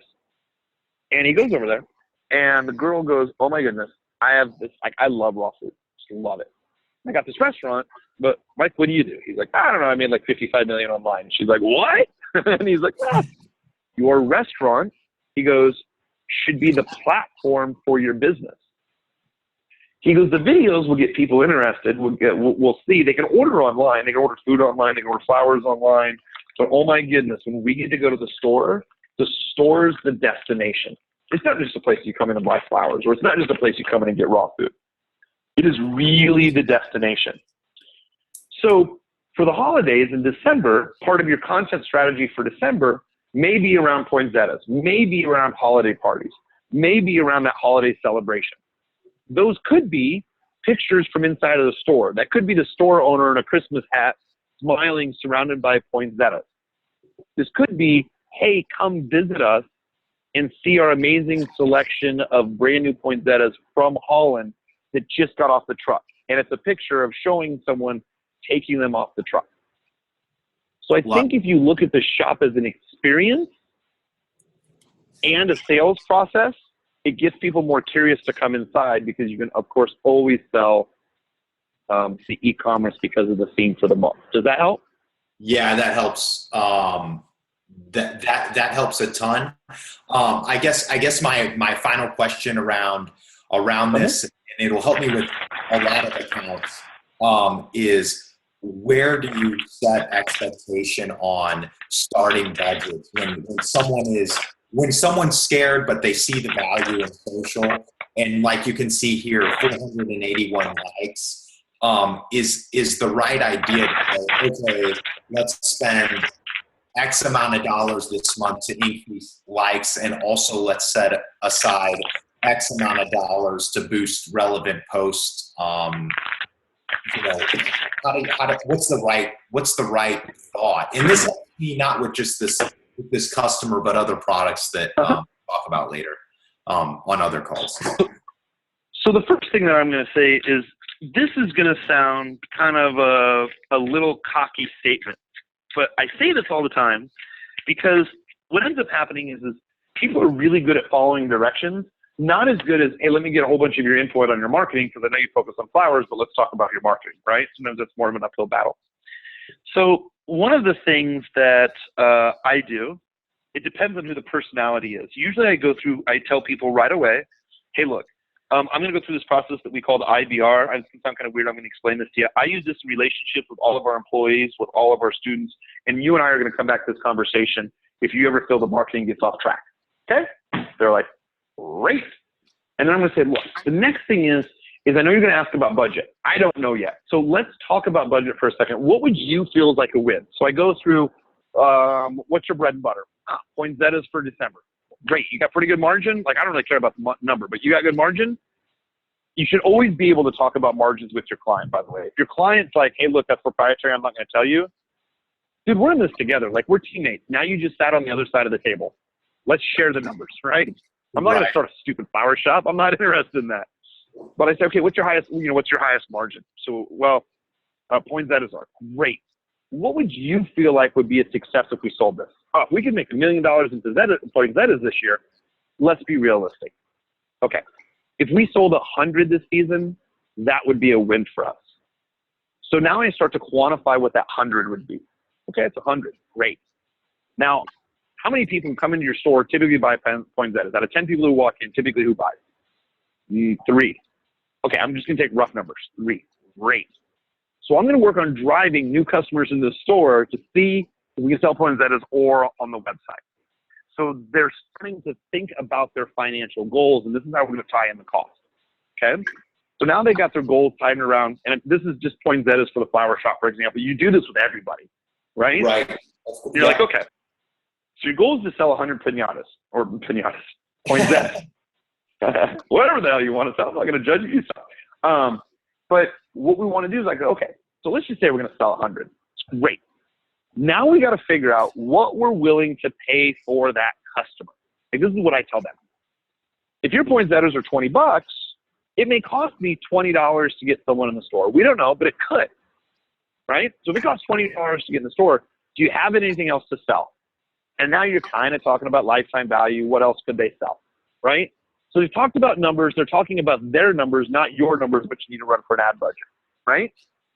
So you talked about 100 poinsettias, talked about the margin. You're like, okay, now here's the most important thing about Facebook ads. And honestly, through my years of teaching this, I'm super fascinated and more fascinated with human psychology than I am with the numbers, because I cannot tell you how many times I've talked to people who are so scared to market, but they want to make money, or they don't know their numbers, so they shut off stuff, or their relationship with money is bad, and they're making money, and they shut their shit down. And I'm like, what are you doing besides what we call self-sabotage, right? So I tell people, I go, look, here's what we're going to do. I am not going to invest money in your Facebook ads. We are not going to try money on your Facebook ads. We're not going to bet big on your Facebook ads. All I'm going to do is I'm going to buy data. I have to buy enough data to establish probabilities. I can't establish data off of 5 website visitors a day. To get 100 people to come to your website, it's going to take me a long time. We're not going to know. I want to get data quick. I want to learn from our data. And I want to find out what doesn't work and what does, because 97% of the time, it won't work. But the 3% is where we're going to make a lot of money. So if you want to sell 100 poinsettias, if they're $20 each, what we're going to do is I want to spend at least, at minimum, half of what you're looking to sell. So if you're looking to sell $1,000 worth of stuff, I want to spend at least $500. Now, let's be honest. That's even doubling your money if you do well at it. That doesn't happen in the stock market ever. Typically, when I'm testing with someone, I'm going to test a minimum of 3x of what their product price point is. So if it's $297, for example, I'm definitely going to test $900 to $1,000. I can't expect to test 150 and make 300. Let's just be honest. That's greedy in anybody's standards. We would all like to do it, but it doesn't happen that way. I'm going to spend 3x to see where our numbers are.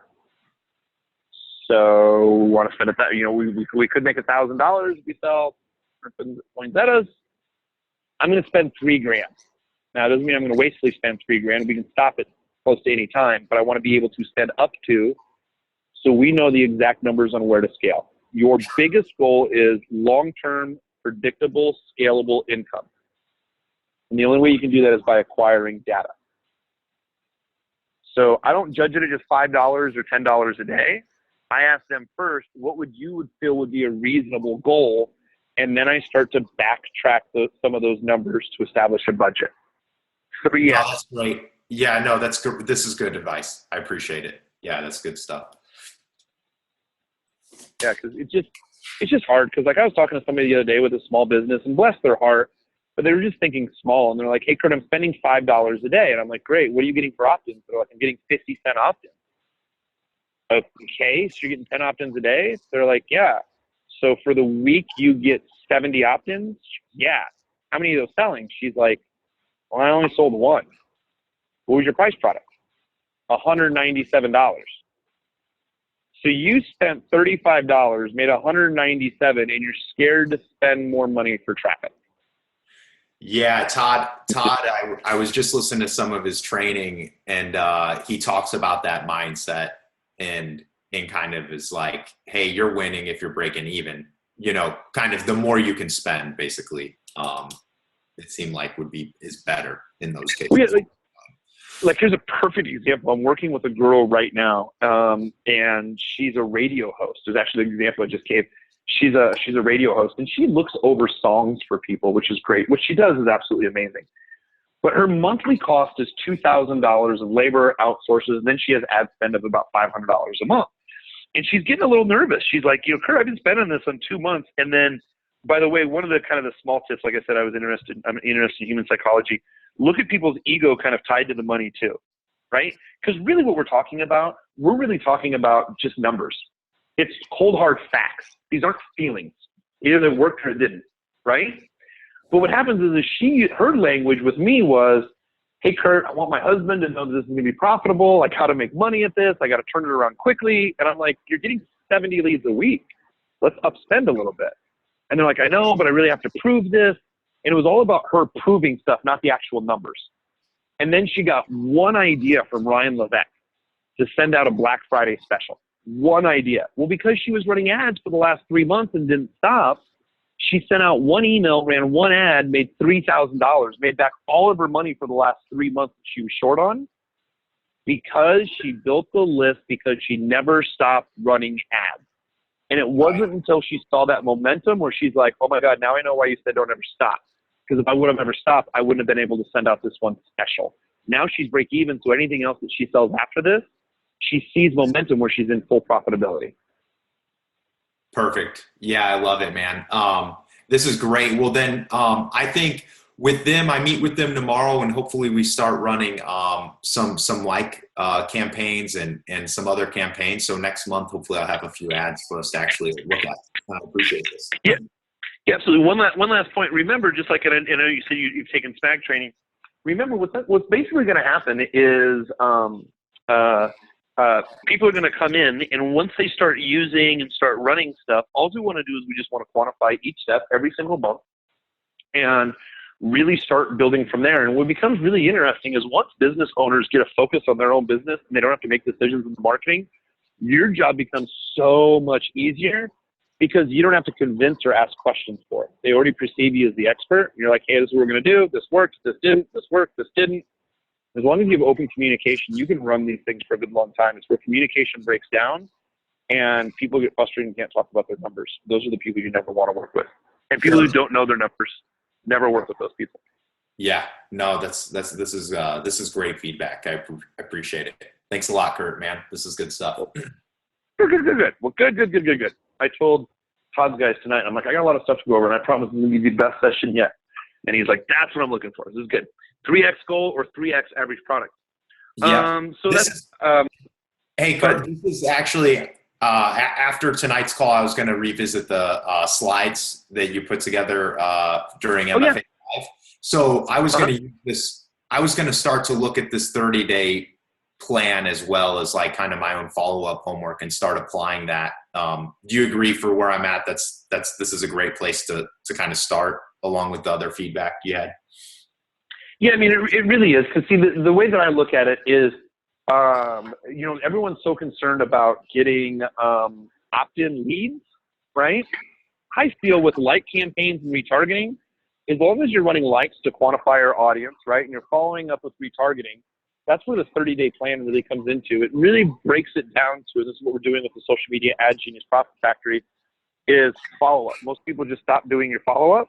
So how do you get people to follow up? It's usually email.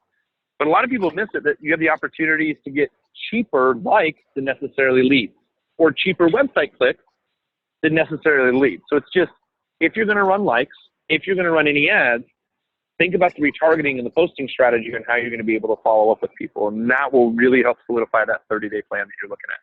How are we always following up? Fantastic. Cool stuff, man. Well, I can't wait to update you next month, Kurt. Appreciate everything, dude. Absolutely. Good stuff. Okay, we got a bunch of other questions in here as well, too. Let's see here. John, got your trust. Are you there, sir? You want to come on out? Carl? Hi, Kurt. How's it going, mate? I'm doing excellent, buddy. How are you? I'm very good, man. Great to be on a call with you guys today. Heck yeah. Do you want to share your screen? Yeah. Let me fire that away quickly. Where are you at today? Are you back home finally? Yeah, I'm back home. I had quite an epic trip. It was 5 weeks in the States, but it's really good to be back home. It's always good to sleep in your own bed, isn't it? Yeah, no, for sure. Nothing beats that. And I'm cooking, of course. Perfect. Awesome. And can you see the screen there? Yeah, looks good. 70 likes, 42 shares. It's great. Yeah, so that's an ad we've been running. Unfortunately, I didn't follow your advice there because we stopped running it. But I'm going to get that bad boy going again. So what I've got to show you is just the ad. We've got the landing page here, and then I've got some stats as well that I can show you. But I was just wondering if you got some feedback on the process to let you know that essentially we're running this ad. People then go to this thing is getting in my way the whole time. People go to the landing page. So on the landing page, we've got the links and all that underneath there. So and also mobile responsive. And then once they've opted in, they land over here, and we understand to go and check the email. And then in the email sequence, we've got a little bit of a warm up sequence, and then we've got the Ryan Levesque's survey funnel implemented there. And then based on that, we're basically getting the stats from there. So I've got the stats on this side. So maybe just starting here with the ad. So let's go step by step here real quick. So we'll start with the ad. Yeah. Now, Scroll down for me. What did Paul say underneath his comment? Did you comment back on with Paul? You know what? I didn't actually comment back to these guys. Yeah. So Always. some people, So two things. Always comment back if it's positive. If it's all right. negative, remove them and delete them. Just Okay, delete gotcha. and block them. Here's the thing: what ends up happening is, I don't know if you know this. I know you've worked in music a little bit, but there are a lot of crazy, stupid people out there, or stupid crazy, or pretty much all together. What happens is if someone says a jerk move like what this guy just did, kind of like 1-800-Flowers we were talking about, if you don't address it, not only does it look like, in my opinion, graffiti on your own personal business wall, the other problem is if that person sees your post again, because you didn't block them, they have a high chance of maybe even hitting that little X button that says not relative to me, or this guy's stupid, or this guy's an idiot. I want to take all negativity when I am advertising, because I know my stuff changes lives. I know your stuff is highly relevant. Anybody who disputes that, either I'm going to argue with them and we're both going to be stupid because we're arguing on the internet, or I'm going to remove them from my ecosystem so they never deal with me again. I'm done. So I remove everyone very quickly. Very rarely will I ever comment back, because I always think of the statement, I'd rather be rich versus right, but damn it, sometimes it feels really good just to be right. I had two housewives argue, or two housewives making fun of me. They're both friends. Haha, you can't spell on your ad. Haha, you can't spell. And I'm looking, and they're making fun of me for being a social media ad genius. And for a second, it bothered me, and I looked at their pictures, and I'm like, they live in these small little towns, which is cool. They have this kind of fun little life, which is cool. They're making fun of me, and I'm going to travel the world and work with amazing people and be able to have an amazing life. But I can't spell some wow. Like, they have many other problems to worry about. They're outside of my ecosystem, so I can spend time with you guys, right? So I'm so passionate about that. Make sure no one's leaving any graffiti up there. Make sure that you're removing them so it doesn't cause any adverse effects down the road either. So for sure. Okay. So the boost post is good. Do me a favor, open up and right-click for me your fan page. So go to Guitar Skills, right-click on that, open that up in a new tab for me. I want to take a look at something here real quick. Okay, so the ad itself. So it looks like you did a boost post. Did you run website clicks as well? Did you run just that boost post? That was actually a clicks to website. I think that just shows you that if I wanted to, I could boost a post.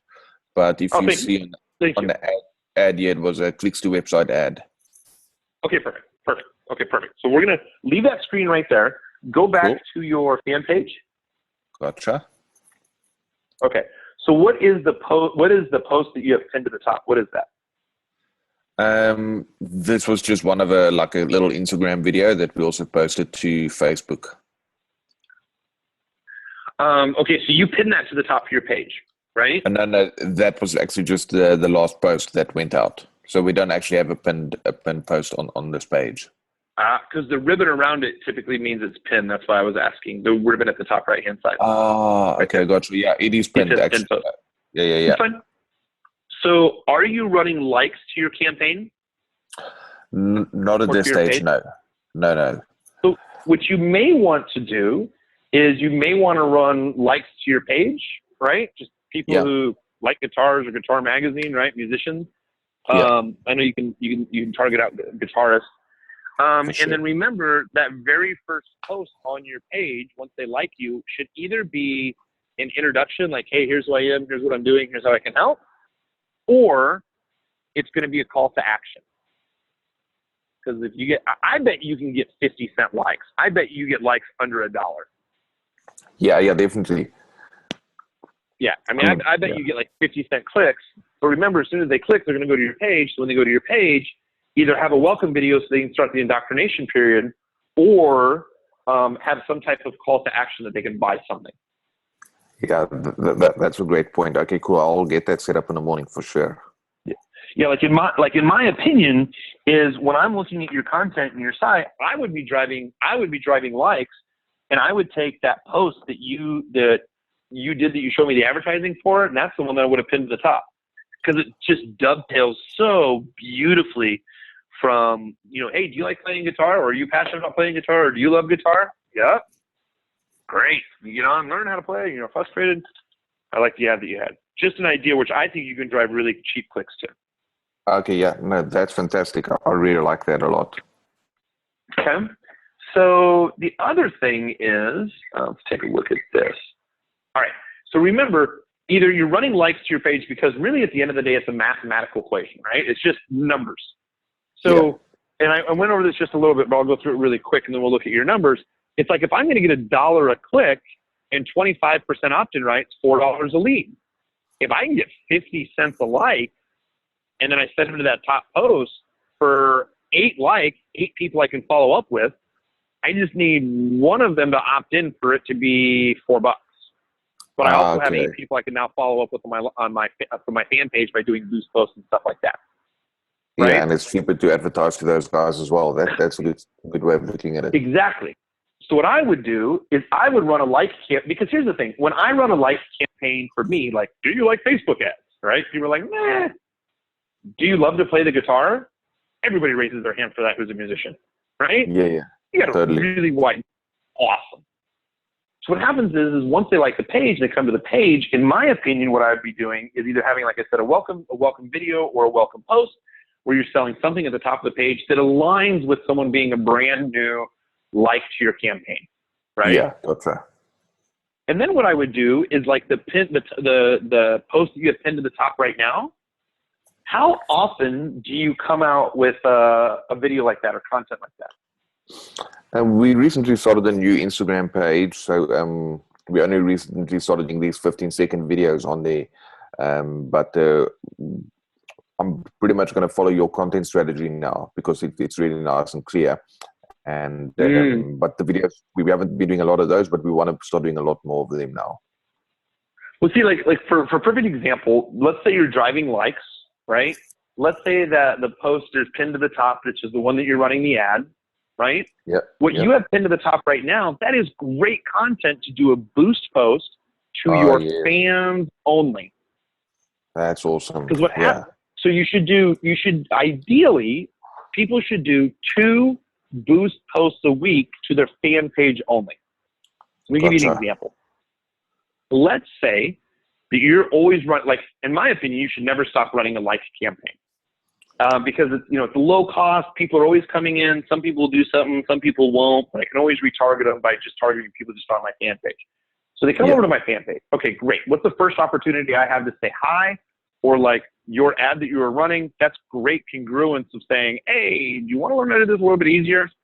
Great. People can opt in, whatever. Well, if they liked your page, but they didn't opt in, we want to make sure we follow up, right? So you take this video like you have right here that you just did, which is great content. And what you do is, in my opinion, I would do a boost post on Sunday and a boost post on Wednesday. All right. And what I would do, I'd take that content, whether it's a video or it's going to run back to your online magazine, one of your online magazine articles or whatever, right? But what's going to happen is on Sunday, you're going to post, let's just say a video just like what you have pinned to the top.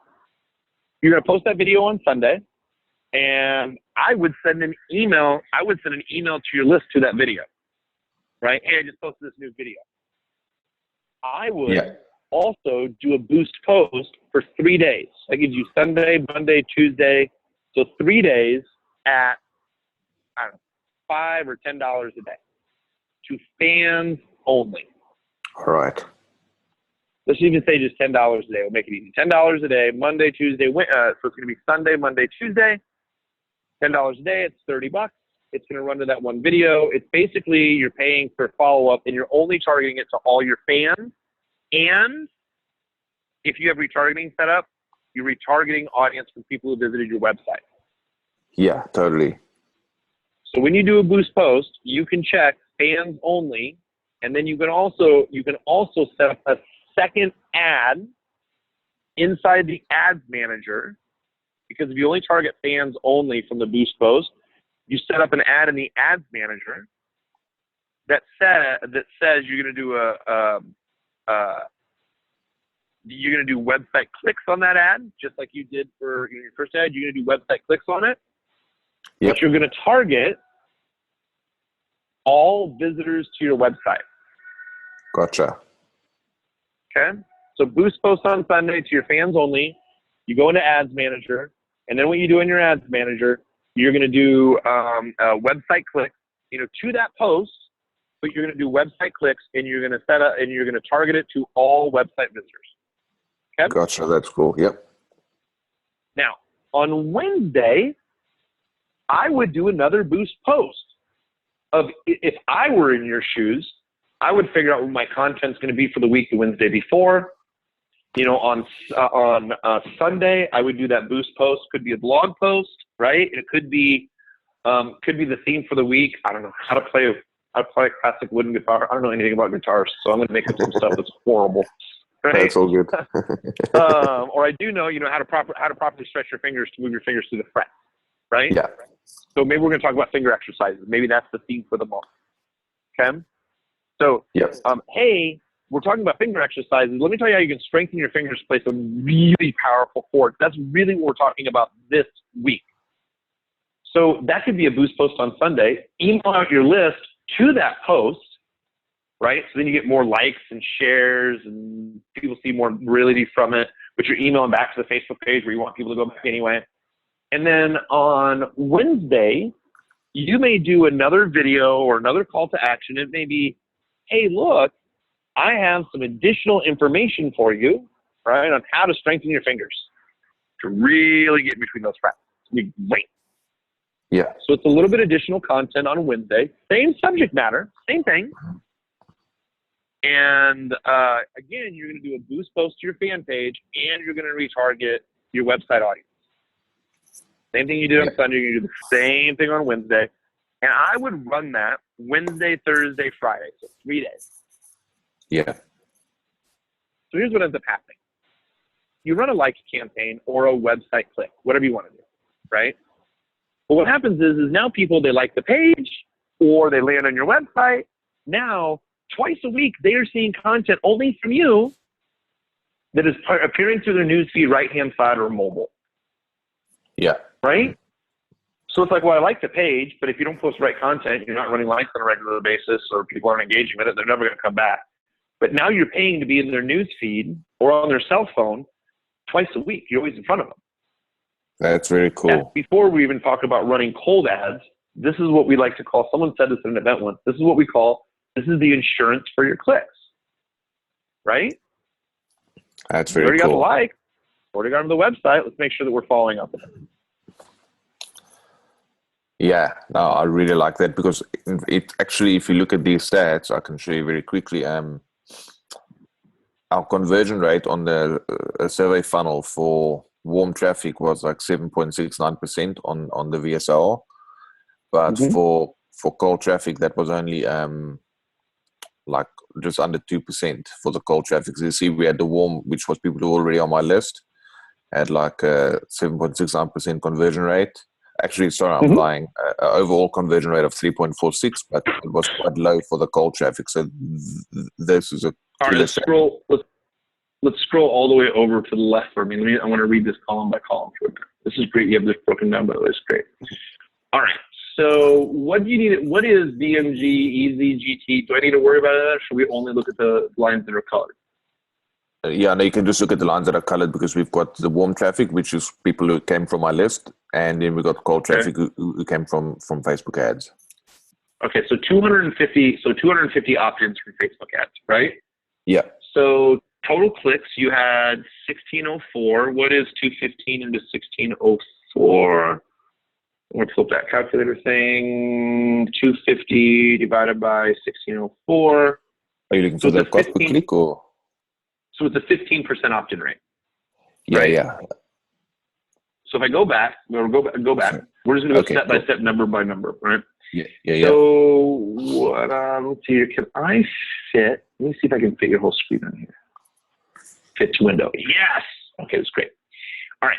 So the first thing is, right now you're at a 15% opt-in rate. One of the things that we're going to do with the social media ad genius profit funnel is each step of the way, we're going to be able to say, like I mentioned before, these big ideas, beginner, intermediate, or genius, so we can be able to say, oh, 15% opt-in rate, it's about a C+ average, right? I think we can get that better, either through better targeting or a little bit better language, right? So 15% isn't bad for cold traffic. I want to get it to 20, 25. Okay, so there's a couple of small little adjustments that we can make to the opt-in. Now, the small little adjustments could either be targeting. Is my content highly relevant to the other person, right? Yeah. Yep, I'm targeting the right people. Okay, great. Now your ad, is it relevant to your landing page? So you got the avatar, they play guitar. You know they got to stretch out their fingers, right? Yeah. Now when they click, is it apparent on what they need to do next? Like, I know you have the call to action that says opt in here. But if we're talking about, and again, I'm just making this up, if we're talking about in the post or the ad about finger strength, does it talk about finger strength on the landing page? Does someone feel when they click the ad that it is 100% aligned versus clicking on an ad talking about finger strength and it goes straight on in to learn how to play a better guitar? Oh, gotcha. Right? Yeah. It's got to be congruent. So I want to make sure I got my avatar, I got my ad, my landing page 100% congruent. I want to look at this almost like flipping pages in a book, right? If any of the pages are off and they're jumping scenes, like I get really confused, right? Totally. Yeah. So is it aligned? And there could be maybe one or two words that you change, or you could add a couple more words, and you may find your conversion goes from, because really if you got in the sweet spot, which is 30%, you're going to cut your lead cost in half, right? That's true. Yeah, double. So 15% is good. So that's good. Not a problem. All right. So 1,600 clicks. Now 31 cents cost per click. Now I know that's kind of a loaded number. Did you split test between mobile and right-hand side and desktop? Yes, we do those as part of our process. I just don't. It's been a while since this one ran, but we do normally run it across the devices to split test. But I must just double check what this one was about. But yeah, it's. I don't have the exact stat with me now because it's been about a month. That's okay, because usually what we're going to see is we're usually going to see desktop be like 3 times more expensive, right? Oh yeah. And we see mobile being less expensive, but not necessarily as relevant. So the 31 cent cost per click is good. I'm always just kind of looking at, oh, okay, that's interesting. What would a mobile be, and what's the opt-in rate versus desktop or right-hand side? Not a big deal. It's the next question I go to. All right. Now you have 102 surveys completed. So that means you got 250 opt-ins. And then how far in the funnel process do you then ask in the survey? Yeah, so we've got, right now, at that time we had 2, what we call kind of like warm-up emails, like part of the welcome sequence. Now we've changed that to 4 in a welcome sequence. And then the 4th one actually then takes them into a survey sequence where there's about 3 or 4 emails that, that tell them to go ahead and take the survey. Okay, that makes sense. Now, question is, I see 250 opt-ins and 102 survey completions for 352 total leads. How does that work? All right, so let me just have a look at what we did here.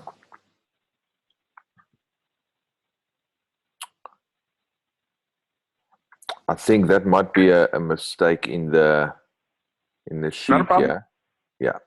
Yeah, because you're adding up the opt-ins versus the survey takers. So so it's not in addition to. Okay, it's not a problem. So total leads is really 250 for Facebook, right? Yeah. It was adding. You're right. Not a problem, because you're looking for survey completion rate. Not a problem. Okay, so you made 7 sales. Total ad spend 503. Cost per opt-in Facebook, $1.43. Dude, that's a great number.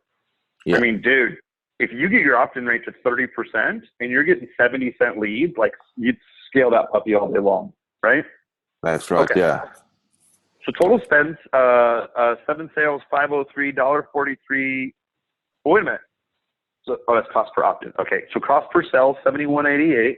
What's your sales price? Yeah, so for the front end product, it was too low. It was $33.95 because we did a special offer as part of the survey. So, but we've got back end products. So I'm just busy working out how long it will take for us to get that lifetime value up, specifically in the 30-day the 30, 60, 90 days just to see how long I can go negative for, depending on this. But like you said, if we increase the opt-in rate, then also we're going to cost down the cost per sale there.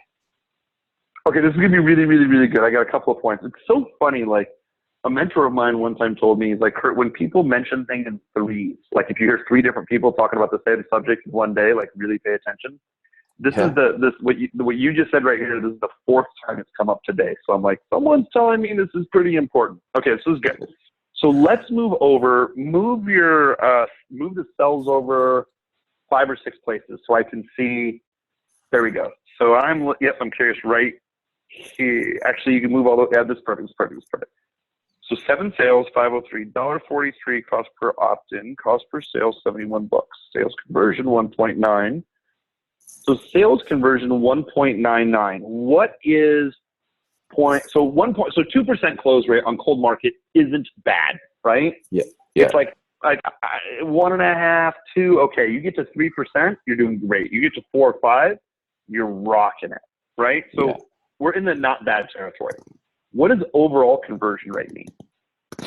The overall conversion rate, so the sales conversion is the amount of people that actually landed and saw my offer.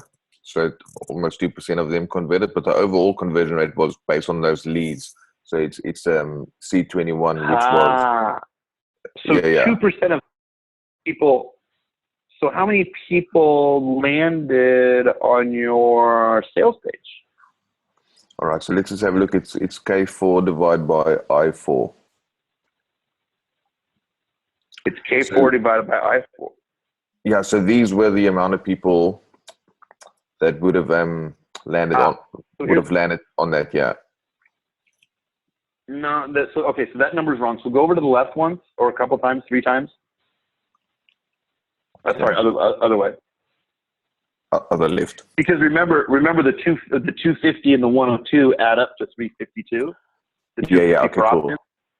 So what we're talking about is we're just talking about opt-ins. Out of the 250 opt-ins, we want to find out how many people landed on the sales page. Do they land on the sales page after they complete the survey? Yeah, so all the survey completions would definitely have landed there. Okay, so if you go over to that where that cell is as a 0.39. Next, that one right there. And then go up to your formula. It's click on the cell on the very top left-hand side where the formula is. That's going to be, hang on one second. Why am I reading this? K4C. No, it's not going to be, it's K4. That's not C21. It's C21. Where am I? Can you, actually you have to move over one more for me. Let me take a look at C21. All right, so you see this is what the guys did. The guys actually grabbed the Facebook stats from there. So that's a C21. Go back for me. Can you change the view on this to decrease the size? You don't have to go back left and right. And then I think if I can see all the numbers, it'll help. Totally. It should be view. Perfect. Yeah, I like to look at a lot of numbers. Okay. So what happens is go ahead and go back to where that 0.39 is. Yep, click on that. Yep, and then click where it says K4 and C21 because that will highlight where the thing is. So that is 7 sales, and then that is K4. What I want you to do is instead of C21, type in type in H4.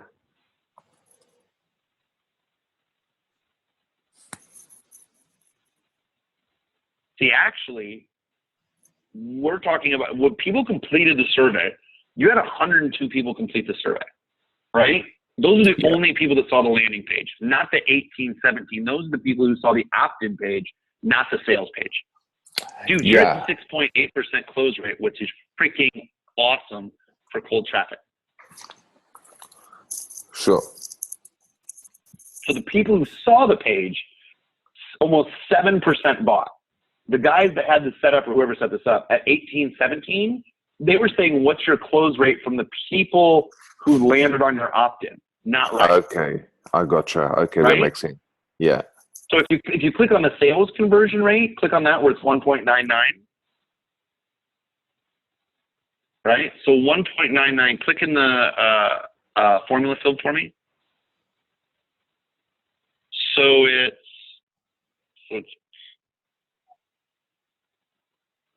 okay. So instead of I4, it's going to be D4. There you go. 2.8% close rate from every opt-in that you got, which, dude, is great. You want to be around 3%. Those are just opt-ins. But those opt-ins didn't all see the landing page or the sales page. The people who saw the sales page, people who completed the survey. The people who completed the survey, 7% of sales. Awesome. So you get two things from here. A couple of things to think about. Number one, so your close rate's pretty good. So you may want to think about what happens if you sell something before the survey. Because you're right. what I want you to do is go over to where go to cell H4 where it's 102. Yep.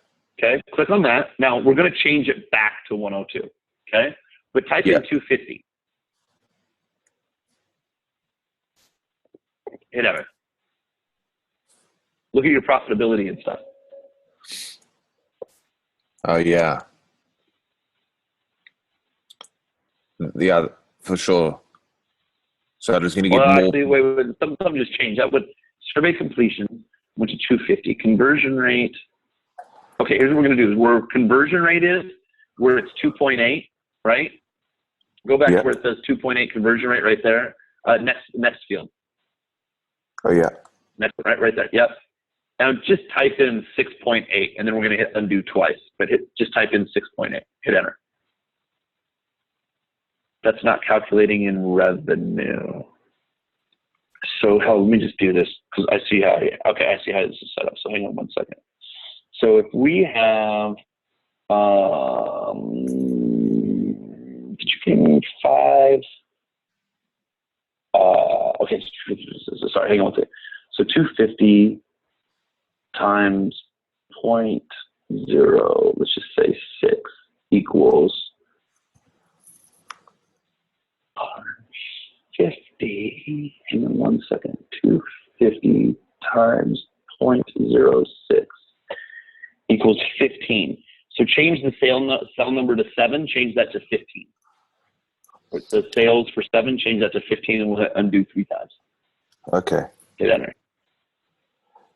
The numbers aren't populating. Yeah, look, I think they might have made a mistake with that. So let me just check with them tomorrow morning how they set this up. What's the price point again for your sales? $33.95 times 33.9. So I'm going to take 15 times 33.95. Now this is interesting. The total net of that is 509.25. That's right. Yes. So if you had the people who opted in went to the sales page, and if those conversions were still true, you would have broken even. Break even, yeah, totally. Right, and that's before we're talking about taking your opt-in from 15 to 30%. Now you're doubling your money, but your break-even spot is if you were to, so I look at 3% conversion rate on a close page from sending traffic there. Like, it's good. It's like if you were in school, it would be like you have a C plus, maybe a B minus. It's not bad. Like, it's good.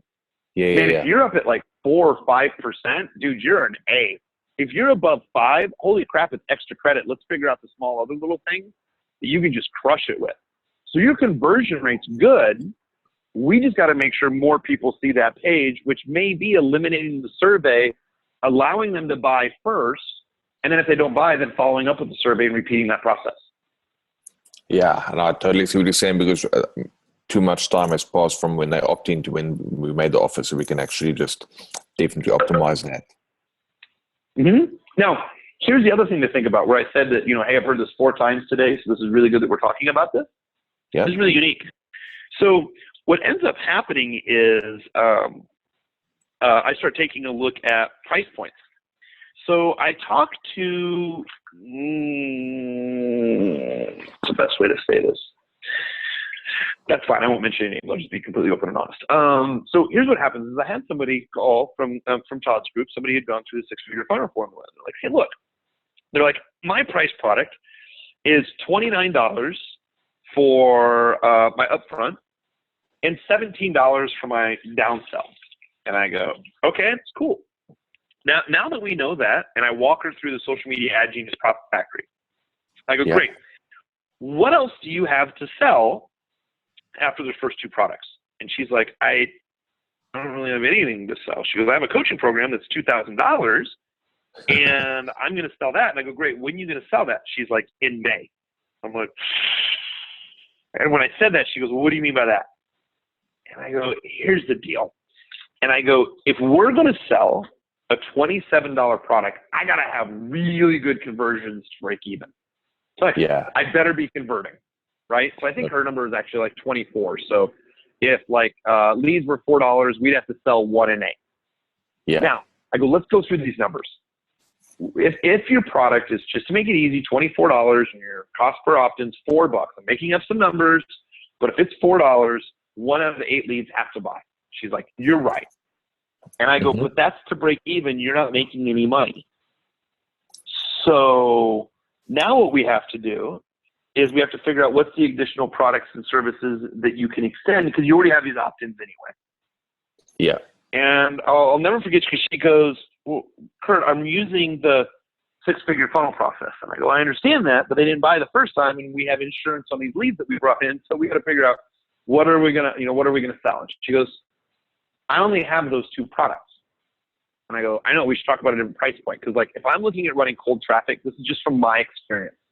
Yeah. I have seen running, now you're a little bit different. And the reason I say that is because people who play guitars are fanatics. People who want to kind of sort of learn to advertise on Facebook, like I kind of teach them why it's on Facebook, why it's good on Facebook. There's a lot of teaching I have to do. You already have raving fans, right? Which is great. Yeah. Well, for me, is I'm going to spend about, I know that for my price point for my product, if it's when we were selling it at $297, I would do a little bit better than break even. I would get $8 leads. I would do a little bit better than break even, but we're talking like 10%. I'm not paying salaries on it. Yeah. And then I made all my margin on my group coaching, and if we did any affiliate products, because I knew how to opt in on the front end. Again, that was a $297 product. So if I look at $25, I got to get super cheap opt-ins, or $39.95. Well, you already have a $1.50 opt-in. That's great. You get them down to under $1, dude, sky's the limit. You can pretty much do what you want. But you figure out, okay, is the initial price product, if it is $29, and that just seems to be what converts, or $39, that's great. But you got to figure out, what is the other thing that you're going to give them right away? Are you going to send them to Amazon for guitar picks?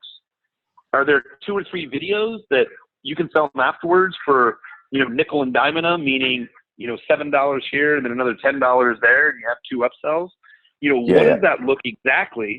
Because if you can get leads for under $1, but those leads, each lead makes you over $1 within the first 30 days, man, you're in a huge win-win for all the stuff that you offer and what you do. So, moral of the story, dude, you're really close. Thank you very much, man. I really appreciate it. I'm going to get all this implemented. When we talk again, I can give you the update. Yeah. Please. If you have any questions, let me know along the way. Always happy to help. But does this give you at least enough to start running for the next couple of things? Yeah. No, this is totally, and thanks for taking the time. I appreciate it. Of course. Yep. It's kind of interesting when Todd first asked me to do this call. He's like, this is going to be like a 3-hour call. And lots of people ask me, what the hell are you going to talk about for 3 hours? I'm like, I love this stuff. We'll probably go 4. And they're like, it's ridiculous. Then we'll spend half an hour doing this stuff with individual people. Some people will come out and say something, some people won't. But there is nothing more that I love than running into people like at the event that we were all at and being like, oh my God, remember that like 4 sessions ago when you gave this one tip, we talked about it for an hour and I implemented and we did. I love this thing that Todd's put together. I love it so much. I'm going to do something kind of similar for my social media ad genius, but sometimes it's like spending this much time with you guys is just awesome. So yes, please let me know how it goes. We'll love do your follow-up. Thanks a lot, Kurt. That's super cool. Thank you very much, mate. Of course. Of course. Sure, man. Good to hear your voice. Likewise, man. Okay. Peggy, Jeff, there you are. You got a couple of questions. I always love your questions. Peggy and Jeff, you want to jump on out here? Say hello. Hey, Kurt, how are you? I'm doing awesome. How are two of my favorite people doing today? Thanks. Good, good. So Good. I have two questions, and we can take them in whichever order you want. They should be pretty quick. Okay. One, we've been doing the like campaign. Back when we started doing this particular one, we were getting like 5% likes and around 600 likes a week.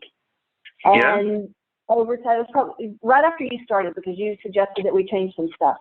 So however long that's been. And now we're like at 8% likes and 400 likes a week. So is that normal for it to change like that? It is? Yeah, I mean, because what I like, here's the thing is that I always know about Facebook. Facebook is always completely unpredictable, number one. And two, I feel that when Facebook knows that you kind of found that little honey hole, that they start charging you a little bit more for it. They know. Like, it's just, you can call me crazy or whatever, but like sometimes I feel when the financials come out on quarterly basis for Facebook, sometimes I feel, because I have a weird kind of habit where I can see patterns. Like I recognize patterns very quickly. Sometimes it takes me a little bit of time to put my finger on it, but I swear sometimes I've seen ad cost accounts start going up the longer that people run ads. Same demographic, same thing, same place. It just slowly starts ratcheting it. So really, if we went from $3 to $6, I'd be concerned. If we're talking from 5 cents to 8 cents, because I've seen last time when we were looking at your ads, your relevance scores, they're still so high. It's great. I wouldn't really worry about it. It's very typical, but if you guys are below 10 cents or even 20 cents, you're really rocking it. You really are. Okay, cool. Thank you for that. And the next one, I want to share my screen. We started a new like campaign. Or not a like campaign. I'm sorry, my brain's going crazy. That's all right. We set up a new ad, and I would just like your opinion on it if you haven't. It was just this afternoon, so it's brand new. Do you have any suggested edits? Suggested edits. What am I looking for suggest? Oh, sorry. Yeah. Sorry. You said, can you see suggested edits? And I'm like, I'm looking for suggested. Oh, she asked me for suggested edits. That's where I got confused. Yeah, I'm asking. Picture relationship by learning how to be interesting. If you only believe in for interest, that is a good person to touch for good trust with your partner. I think that's great. I've always said I'm always a little concerned about the subject matter that you all talk about, and that Facebook can look at it negatively. But I bet if we go look at the ad inside of Ads Manager, I bet we find that you guys have really high relevance. So the thing that I love about you guys is it's like, I don't know if I'd write that. You have a relevance score of 10. Amazing. So again, they're just looking for really good relevance, and you have that on your side. So I bet I don't really have any changes here. I bet if you look at literally only 369 people have been reached, so it's not really quantifiable yet. But I bet you still have, you don't have over 1,000 people, so we can't see your relevance score yet. But I like this. Yeah, I like it. Okay. I like the imagery. I like all of it. I think it looks great. Awesome. Thank you. That's it. What other thing are you talking about? The new thing we started. That's it. So we're good. Thank you, Kurt. Not a problem. Not a problem. You don't have any other questions, man. Good stuff. I do like that image. It's a great image. Awesome. Thank you. You're welcome. Kurt, can I go next? Craig. Of course, Craig. Absolutely. I was just looking at who's next. That's perfect. All righty. I am your remedial pupil that you need to help get caught up. You were doing awesome. Shecky just told me that he talked to you the other day and had a great conversation. I'm like, great. Well, yeah, I know a lot of advanced internet marketing, but I'm a total noob at this Facebook stuff. So that's why I say, Okay. So here's where we're at. I got my VA and I have both gone through beginner and intermediate videos one time around, Awesome. soaking it up. I don't get everything first time through, but I get the gist of things first time through. So this is where I need some direction. I'm looking for action steps to go forward today. This is what you need to do next. I got great strategy from Shecky yesterday, but I need some more action steps, right? So first of all, can I just share? I'd like to just share the screen and you can guide me into my Facebook thing. We can see what the heck my VA has done so far. I know she started a like campaign. Okay. All right, so how do I do that? So if you scroll down to the bottom of your screen, you move your mouse to the bottom of the screen, a little bar is going to pop up. You'll see invite others, a little green. Yep. Share screen button. Oh, Click there. on that puppy for me. Got it. Share screen. There Okay, we go. Got it? Yeah, go ahead and move that pro thing account down or whatever. Yep. That Perfect. stuff out of the way. And we may or may not need that. There. And where do I go? I go here? Yep. Manage ads? Manage ads. Uh-huh.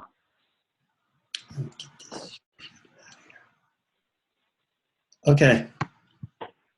So what do we have going here? Ads aren't running because you reached the spending limit on your ad account. So click on change limit. Oh, shoot. 1 second here. I need to record this. Let me record this. I'm recording it on my Camtasia, so I don't have to go through this whole thing. Not a problem. So I can share this with my VA. Okay, change limit. Okay, let's see what it says. It says current spend limit 250. Balance next bill, and when you spend. That visa is not correct. How'd that happen? Well, I'll fix that when we're done. That may be a problem. Go over right next to where it says account spend limit, where the I is. Go to the next information over to the right hand side right there. You can set your account spend limit to control how much you want to spend on your ad account. Learn more. Click on learn more. They change things around. It's a pain in the ass. Click billing. Go under account spending. So we're underneath billing. Account spending. And then click set limit. There is no set limit. Change to, reset to. Does she own this account or is this your account? Well, she originally set it up on hers because I didn't tell her otherwise. And then I told her, I need you to set up on my personal thing. So I gave her my Facebook login. So that's the Filipino equivalent. That's not the dollar, is it? What's the little symbol in between the 250? Isn't that the Filipino symbol for equivalent of their... Oh, I think you're right. And that's not my visa either. That's hers. Yep. This is her account. So this is her actual account that she transferred over? Or I don't really know there's no transfer because you don't have access to change the credit card. You don't click on edit payment methods.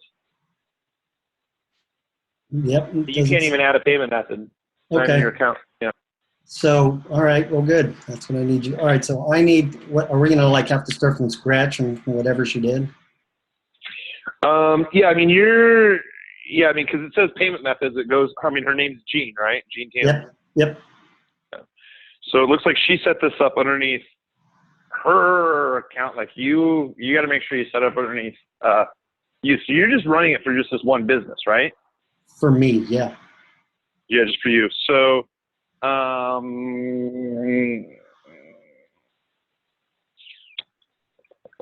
because here's the thing is I know you said that you had a great VA. We want to make sure, like, if she ever goes away or if something happens, we want to be able to access your account. Right now, absolutely, and it's possible. Yeah. So And I told her that's why she originally set up in hers. I said, I got to have it on mine in case something happens to you. And I assumed when I went in here that it was all in mine, but sure doesn't look like it now. Yeah. So Looks to me like she transferred or something because this wasn't showing like this earlier. when you say it wasn't showing like this, what do you specifically So mean? I did Facebook ads, I don't know, 2 years ago for my golf stuff. Another guy managed it. He did everything in my account. And when I would log into this place, I would see all that stuff. Now I don't see it anymore. Oh. And I don't care about that stuff. I don't care if it goes away. Well, yeah, but we have to figure out your account. So go to the top right-hand side where that blue bar is. Yep. With the talking Kurt Molly. Yep, go, keep on going over to the drop-down arrow. Yep, right there. Okay. Go to Manage Ads.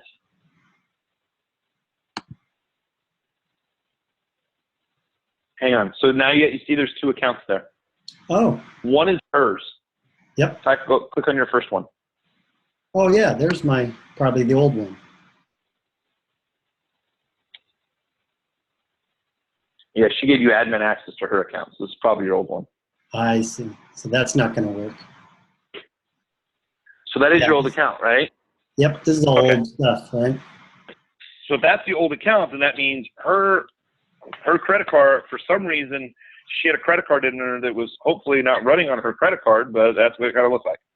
Let's do this. Hit the back arrow.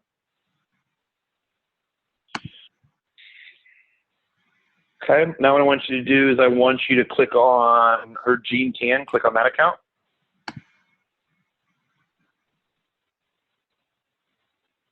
Mental toughness page likes. That was started, ends ongoing. Click on mental toughness page likes for me.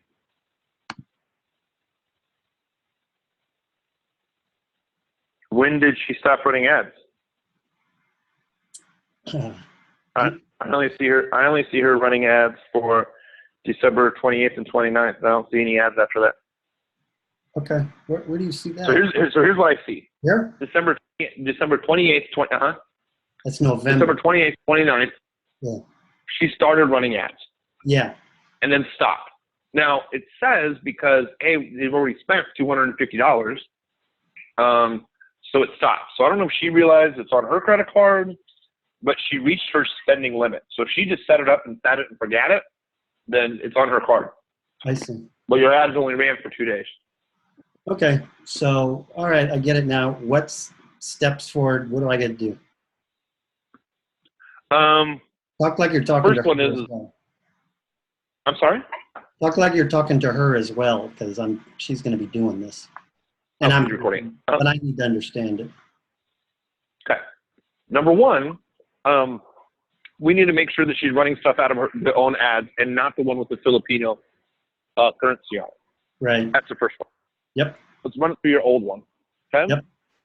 Now, and you can send me an email on this kind of for the answer, but I want to find out, is there anything preventing her from running ads from your old account?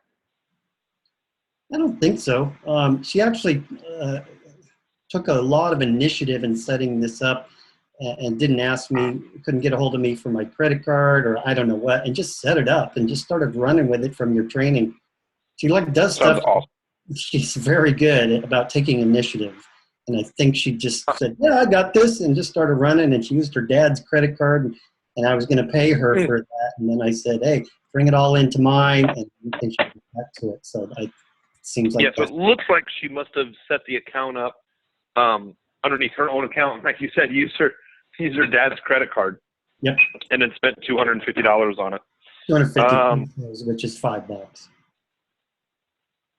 Oh, now I'm understanding that. Thank you. That makes a lot more sense to me. Yeah, pesos are nothing. Well, way less, a fraction of a dollar. Right. Okay. So that all makes sense. So the thing is really we want to find out, is there any reason why she's not able to run ads out of your old personal account? That's what we want to go to. Okay. And then the second thing is we want to get a like campaign running in that account, right? Okay. Yep. That new account. Now from the like campaign, once we're spending like $5 a day, $10 a day, we can start seeing where those likes come in. Yep. And we can start working on engaging content. So step one is, okay, let's start running likes to attract people over for, we're targeting athletes, right? Yep. We're really targeting and talking about the mental toughness. Yep. Step one. Step two is, okay, what's the content strategy? Just like we went over, what are the 2 boost posts you're going to do a week on Sunday and Wednesday, right? What's that additional? They already like your page, so what's the additional content they're going to get? I want you to think about your posting strategy, like how you're going to do 2 posts a week or 2 boost posts a week, for 3 days each for $5 a day. You want to run your posting follow-up strategy just like you would think about running your email follow-up strategy, okay? So likes come in first. Number 2, it starts coming in as you think about, okay, what are we going to do for our 2 boost posts for the week? And, typically, like what I do that I suggest is is to make content easier, you pick a theme for the month, and then, you pick your subtopic for the week. Sometimes I find that people find that easier to kind of figure out what their topics are going to talk about. Theme And then you figure out, month. what your... Okay. Theme for the month, subtopic for the week. Okay. Uh-huh. So like for me, I may talk about closing out December. What's your plan for 2016? Right. And then my first week may be, all right, let's review our entire ad funnel over 2015. And I'm going to talk all that week about all the different ways that we can look over their funnel from 2015. The next week, maybe now that we've learned from last week, what can we, so what are the improvements that we can make for 2016? Because we saw all the numbers last week, right? So what happens is an ongoing progressive conversation depending on the type of year and the subject matter that I want to cover. So what happens is if someone likes my page December 13th, they're going to start seeing, hey, you guys know this month we've been talking about X. This week we've been focused on X. As you know, every Tuesday I do a blab. Every Thursday we have a breakout session. So I'm getting them into that flow of that information. So I'm looking for likes. I'm looking for my content strategy, both on email follow-up and my content follow-up. And once I kind of have that humming along just a little bit, then the next process is I start driving website clicks to my landing page. Finding out, hey, how's this working to my landing page? And of course, as I mentioned earlier, when you're doing your 2 boost posts a week, you're always going to make sure that you retarget your boost posts to anybody who went to your website. And I think once you kind of get to the point of, hey, are you running opt-ins? Are you running traffic to your website or opt-in page? Are you retargeting that traffic? And are you following up with likes and you have your content on your fan page to follow up with those people? Once those follow-up processes are in place, I'm sure it's probably going to take you a week or 2 to kind of set up and start looking at numbers. And then next month we can talk about what are the processes to start scaling website clicks to really start hitting in for more opt-ins. So let's take what you just said and plug in my kind of what Checky and I talked about, which is, and I think I got an idea how to do it. You tell me if I'm right. Okay. I'm thinking I can pick a topic, a theme for the month, and let's say the first one is confidence. I got all these different themes for mental toughness, right? Confidence is a great one to start with. Everybody wants it. Now I got 4 demographics, if you remember: coaches, parents, young athletes, adult athletes. Mm-hmm. Once a week, targeted each one of those people, those demographics, as the subtopic.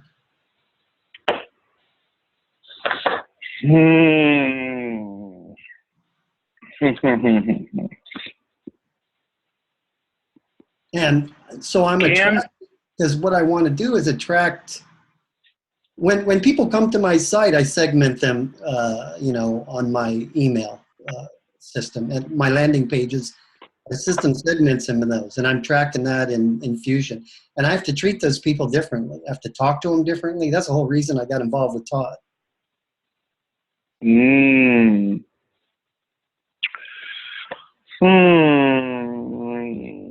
You're not like, what don't you like about that? So I know.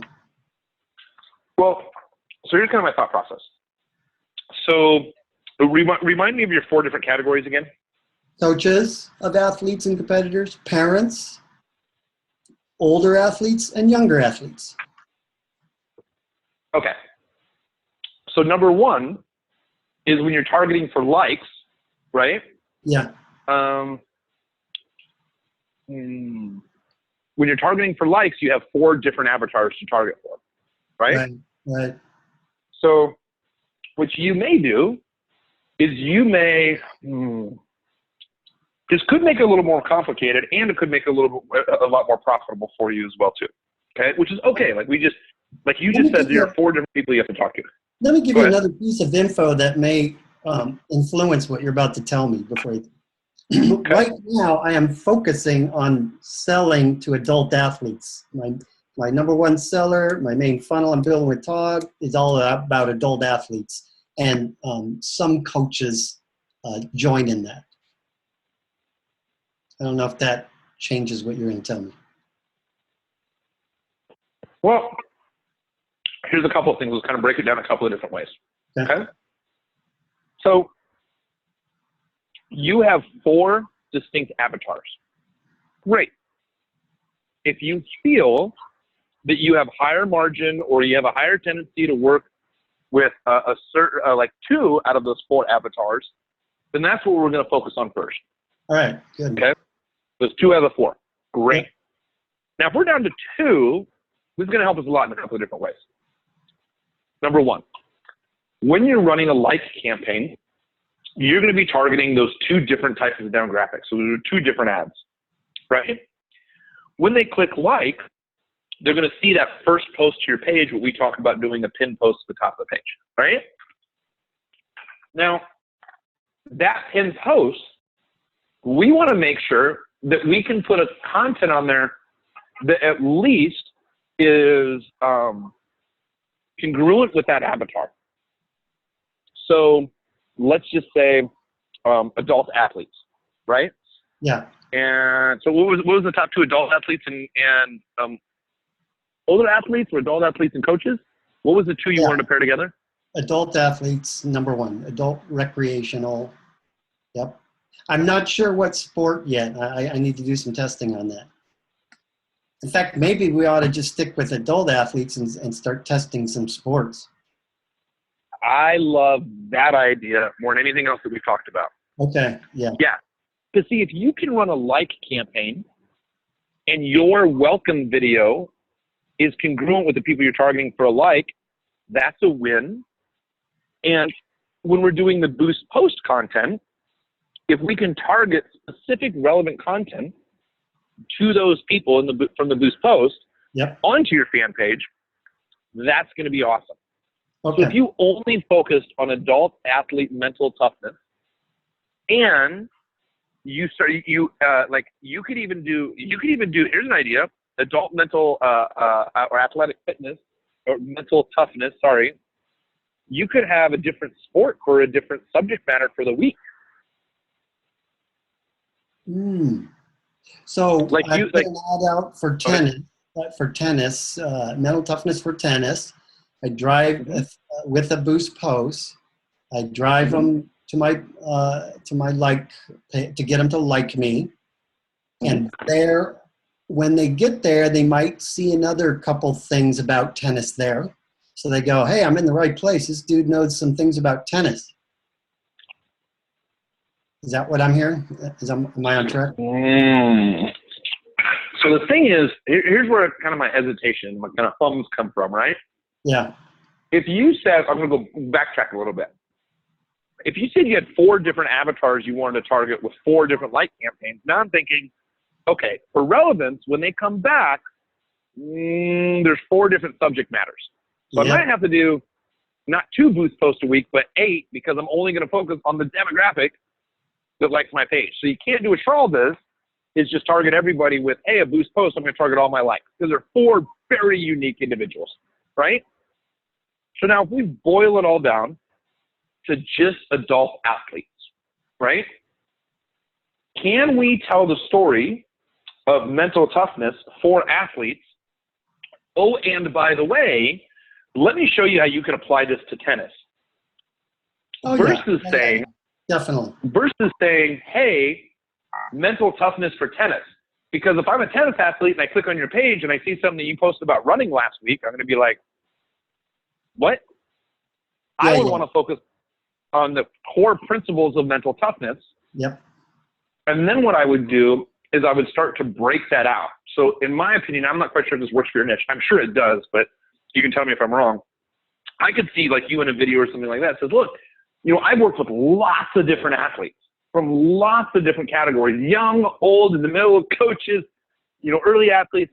My favorite people to work with are adult athletes, you know, people who are going to compete until the day that they die. And what I found is it really comes down to mental toughness. Technique is great, but that mental toughness is that edge. Yep. It's that thing that's going to drive you farther than anybody else. That's what I focus on, and that's what I learned this from my speaking coach. That's what other people have called me. Then it doesn't sound like you're talking about yourself. That's why other people called me one of the top experts in this niche. By the way, what I'm going to show you here can also work for tennis. By the way, what I also want to show you here can work for name whatever sport. Yeah. No, So that's that what way you don't have to. that's totally what Go I've ahead. been doing all this time for everything. That's Perfect. not a stretch at all. That's what I normally do. Perfect. Yep. So I find that easier, and then you can niche, target like boosted posts. Yeah. I think that's great. Like here's how this applies to baseball, and then you run that to like a baseball audience, right? I would want to come with mental toughness just for regular general likes. And then I would want to give some content. I would want to give general content and then talk about how it can be placed in like your, like maybe the 4 different sports groups. All right. So she's totally priming the pump and putting tons of content, trying to follow the 10-4-1 thing right now. And that's great. I think what I hear from you more than anything else is I almost wonder, maybe you have this set up. I wonder if you really talk about mental toughness, and maybe just an idea, maybe that welcome video for you is find out how I can help you. I'm just kind of making this up. Find out how I can help you. It's really all about mental toughness. It can be applied to so many different sports, but I want to hear from you, what sport are you in? Now, and maybe they click on, go ahead. I'm a little confused before you move on. You said in the welcome video, you gave me like a script for a video, which I do. Where's this video going to be? Is it a video? The video that's posted to the top of your fan page. When people like your page, it explains who you are and what you do. Oh, that's what I mean the welcome. That's the posted pin something? That's the pin post to the top, the first thing that someone, when they like your page, they see. Oh, okay. I told you. In my opinion, I'm remedial. That's okay. This is good. This is good. Because here's the thing. When you say remedial, I know you're learning, and I'm happy to answer your questions. But I swear to you, there are people on this call who have never spoken up, who have been here 6 times, and they're like, oh, my God, I'm glad somebody asked that question because I wouldn't have. Oh, good. Well, that makes perfect. Yep, good. So here's what I would see, and you may already have this, that welcome to video, that very first video. I would talk about mental toughness and then saying, hey, I want to find out more about you. What's your favorite sport? What sport are you really focused on? And I think they would click on a link and go to a landing page. Maybe there is a survey there. Like I'm trying to figure out, how do I make the funnel as wide as possible for mental toughness in adult sports, period. And then once I'm giving tips on my fan page, what next click can I have them click on? Because I'm going to give them general tips that says, hey, I specialize in many different sports. What's your favorite? And then when they click on it and opt into baseball, you can follow up with some baseball stuff. It's going to be hard to follow up with baseball mental toughness techniques if we're targeting a general audience and they haven't segmented themselves in the list. So I think what I would do is talk about some of the, in my opinion, talk about the general topics on your fan page. Yeah, and then say, hey, just like, you have your. I'm already doing that. And my most valued action there, I want them to Go take that quiz. I got to redo that graphic because the little sign-up thing moved. Oh, yeah. But that's my opt-in. That's Ryan Levesque, survey funnel quiz. Can you click on it? Can I see what it looks like? Yeah. Or where the link is? Yep. What the hell? That's cool. Is it possible for you to use mind control techniques to put yourself into that? And then it takes you through a whole quiz thing, and then you opt in to get your solution kind of thing. I like the background. That looks great. Thank you. I like this. This is where I'm sending everybody who comes to my main website, or I've got some small AdWords going here. I haven't. So how is? You haven't sent what? Go ahead. Sorry. So I've just been testing a trickle of AdWords traffic there. How are people engaging with your survey? Are they going through the survey, completing it?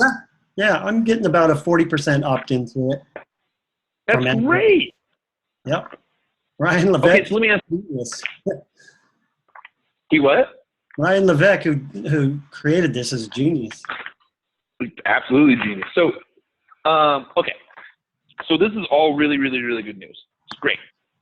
So 40% opt-in. So right now you're running everybody through kind of this general mental toughness, and then breaking it out by sports on the back end, right? Yep. So question for you. What made you think that and this isn't a judgment question, the kind of way I phrase it almost sounds like that.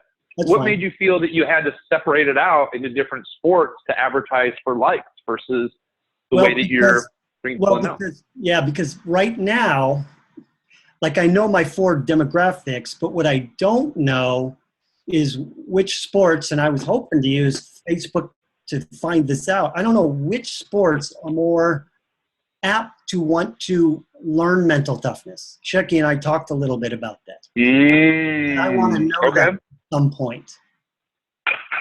Oh, here's what I got then. I would do general mental toughness on your page that you can make universal to all sports, right? And then what I would do is I would be running like ads to baseball. And you may even say in baseball, in your like ad, right? Hey, do you love baseball? Learn mental toughness techniques around baseball or for baseball to improve baseball, whichever way you want to phrase that. Yeah. Right? And then they're going to come over to your site and they're going to see a bunch of general tips on mental toughness. Doesn't necessarily have to say baseball, which is fine. You can quantify some likes from it. Wait, you said, and then you mean my page, right? Yes.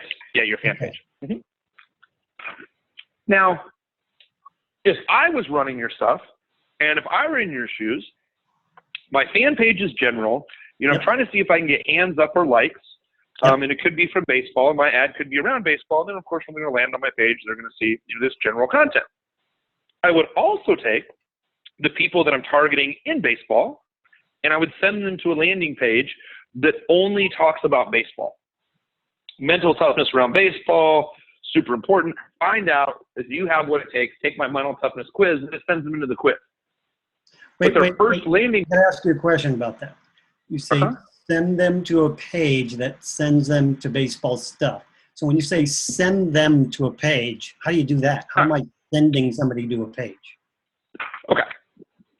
So you can run website clicks inside of Ads Manager. Okay, you can tell Facebook.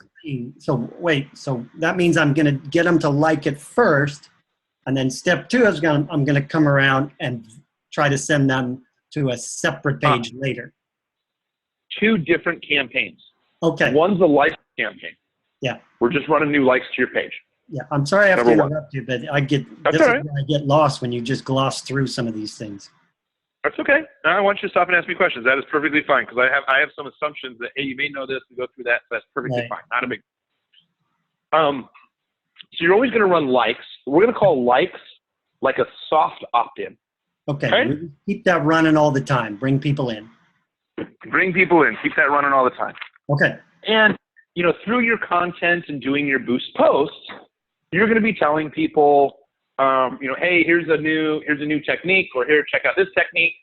And your main call to action is always going to be, if you haven't done it already, no matter what sport you're in, make sure you take the mental toughness quiz, right? That's always your call to action in your posts, in your blogs. It's always to make sure they take the quiz, right? Yeah. So now what's going to happen is now you're running likes, and you may be testing likes to baseball. You may be testing likes to football. Your ads for your like campaign for baseball may say, love baseball, learn to like us for mental toughness techniques. Great. When they like the page. I got a question. So just help me understand, when I'm doing a boost post, that's only going to people's news feed who have liked my page, correct? Correct. You will do a boost post to only people who like your page. Correct. Not people outside yet. Correct. You just don't do it outside. It's not really worth it.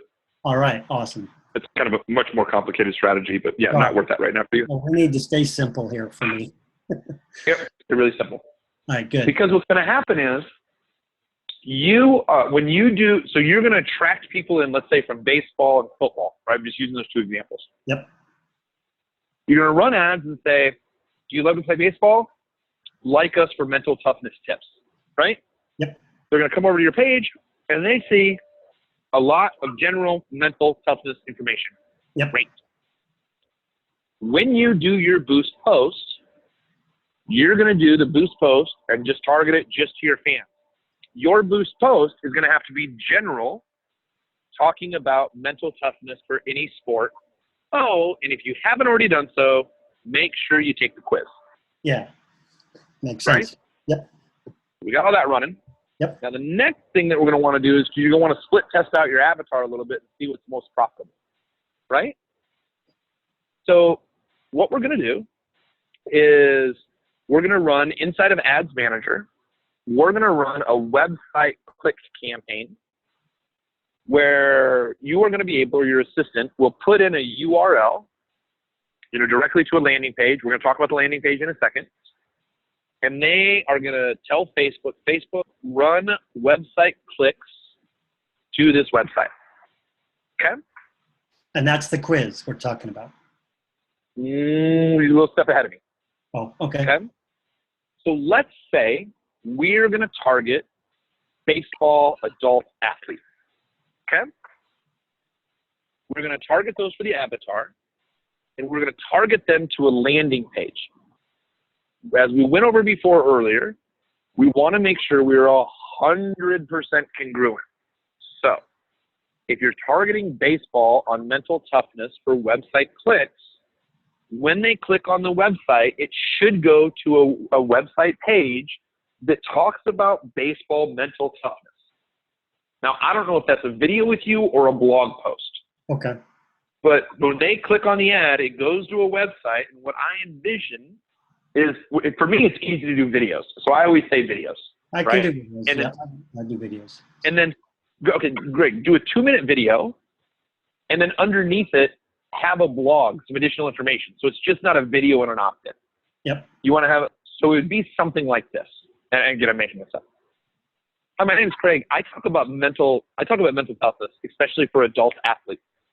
Now, if you're playing baseball, because obviously you were targeting baseball, if you're playing baseball, I've worked with many baseball athletes. And what I found is skill is amazing, but the mental toughness and the edge can really put you over the top.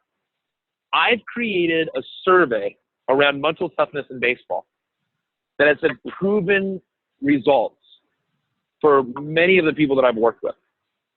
I highly encourage you, click on the button down below and take my mental toughness survey. This can unequivocally help your baseball game. So the page that they first land to is talking about baseball. Yeah. You are asking them to click on the link down below, then it takes them to the mental toughness quiz because you already have that whole thing built out. Yep.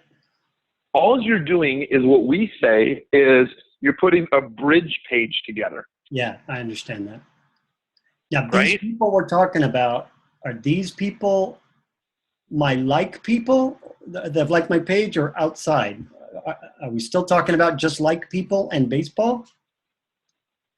No, here's the thing, is we're talking about targeting people who play baseball directly to a website that has features of baseball on it. And you talk about how this helps people in baseball, and then you send them over to the general quiz. Okay. And these are not people, these are people who have not liked me yet. This is a separate thing than Correct. So pulling just from to the be like. perfectly clear, because we're kind of mixing up the language just a little bit, but I want to be perfectly clear. This is good clarification. Yeah, I need that clarification. You will always be running a like campaign to baseball and football. Always. Your like campaign will say, do you like football? Learn mental toughness to succeed in your football or whatever, right? So remember, on the like campaign, we're just going to talk about likes, nothing else right now, just likes. Yep.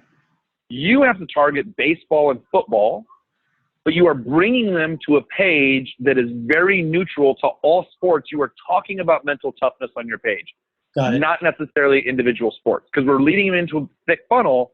Once they're on your fan page, we cannot separate out who is baseball and who is basketball.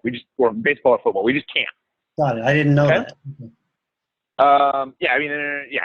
You just really can't. So you're going to bring people in, and that's why you're going to talk about general mental toughness. Yeah, got it. Now, you're going to target website clicks to the exact same audience that you are getting likes from. Exact same. But this time, instead of sending them to your fan page to get a like, you're going to send that exact same audience you are targeting for likes with baseball. You're going to target that exact same audience, but instead of sending them to your fan page, you're going to send them to a website. And is this a boost post ad? This is not a boost post ad. This is called a website click ad. Website click ad. Okay. You're asking for Facebook to send people to click on your website. Okay. But that shows up in the feed of people interested in whatever the baseball audience I find, who have never had an exposure to me yet. Correct. Yep. Okay. It's either going to be a news feed ad, right-hand side, or mobile. Yes. Okay. And then they go to that bridge page we already talked about. Exactly. So I'm going to have these two things running concurrently. Yes. All right, so I ought to just start, I ought to roll. Wait, do they have to, the two things, do they, am I just going to be like running baseball for a month or two and then running track or something like that for a month or two? How are we going to do this? Well, there's enough. Well, the first thing you want to do is you want to start running, for example, like, I look at the easiest stuff for me that I like, and it has the highest margin, and then I work from there. So what I do is, I'll make this up, baseball interests me. I like working with people in baseball more than football, wrestling, or some of the others. It's what I prefer. Okay? Great. So now what we're going to do is, if that's the case, then I'm going to target people who like baseball for likes. Right? First thing that I'm going to do. I'm going to see what is my like cost. So I'm going to be establishing my control. So, okay, people from this sport, I can get $1 like, say, baseball. Great. The same month, I want to be running a second sport. I'm always running my control ads, and I'm always running a variable. I'm seeing if I can beat my control. So I might be running baseball like ads and soccer like ads at the same time. I want to see what's going to produce for me the cheapest like. That's most qualified. Yep. Okay. So now that I'm running those two, great. I am testing out, and I may test this for 2 weeks, depending on how much money you're running. I want to get a couple hundred clicks or a couple hundred likes or a couple hundred people to visit my website so I can really tell what's going on. Okay. So now what's going to happen is, let's say that we are focusing on baseball and soccer. Okay?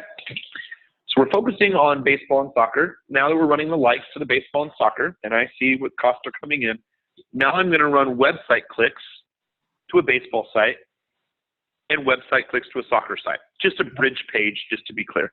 Same Okay. kind of, yep, got it. Yep.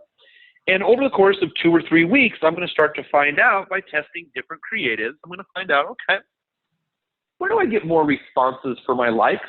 Like for baseball, I'm getting 50-cent likes, and for soccer, I'm getting 25.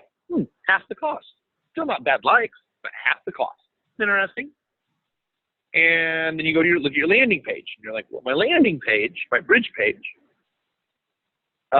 is getting $1 click for baseball, but it's getting $2 for soccer. I can run more clicks to my baseball site and get more leads. So what we're looking for is, let's get a couple hundred clicks to either your fan page and your website to see the response rate for that sports category. Then we start testing month to month. So maybe each month you test 2, and just to be clear, you never turn off the control unless it's getting really beat. So Right. if I find baseball likes give me 50 cents, I'm going to run that. If I find basketball likes are $3, I'm not going to run that very long. If I find out that soccer is also 50 cents, I'm going to leave both of those on because they're both the same price, and I'm diversifying my audience. Right. I got to go in 5 minutes, so let me ask you a couple questions. I actually have my own students here. So the pixels, what's the name of the pixel I need to put on my landing, the places where those pages are going to be? What's that called? What you're going to put on there, Facebook now only has 1 pixel. Oh. So it's conversion and audience pixel, and they've combined it into 1. Conversion So, and pixel. And that needs to go on my bridge pages. correct. Yep. Okay. Yep. And then that's it? That's it for tracking? It'll all show up in the, isn't there going to be like a, like a landing, a success page or something that I need to put separate to know what's been a successful conversion? Yeah. So the pixel that Facebook has now is to be placed on every single website that you have, every web page. And there's a way to do that inside of WordPress where your assistant can add the pixel site-wide. That's what it's called. Add the pixel site-wide. My webmaster. Okay. Yeah. Absolutely.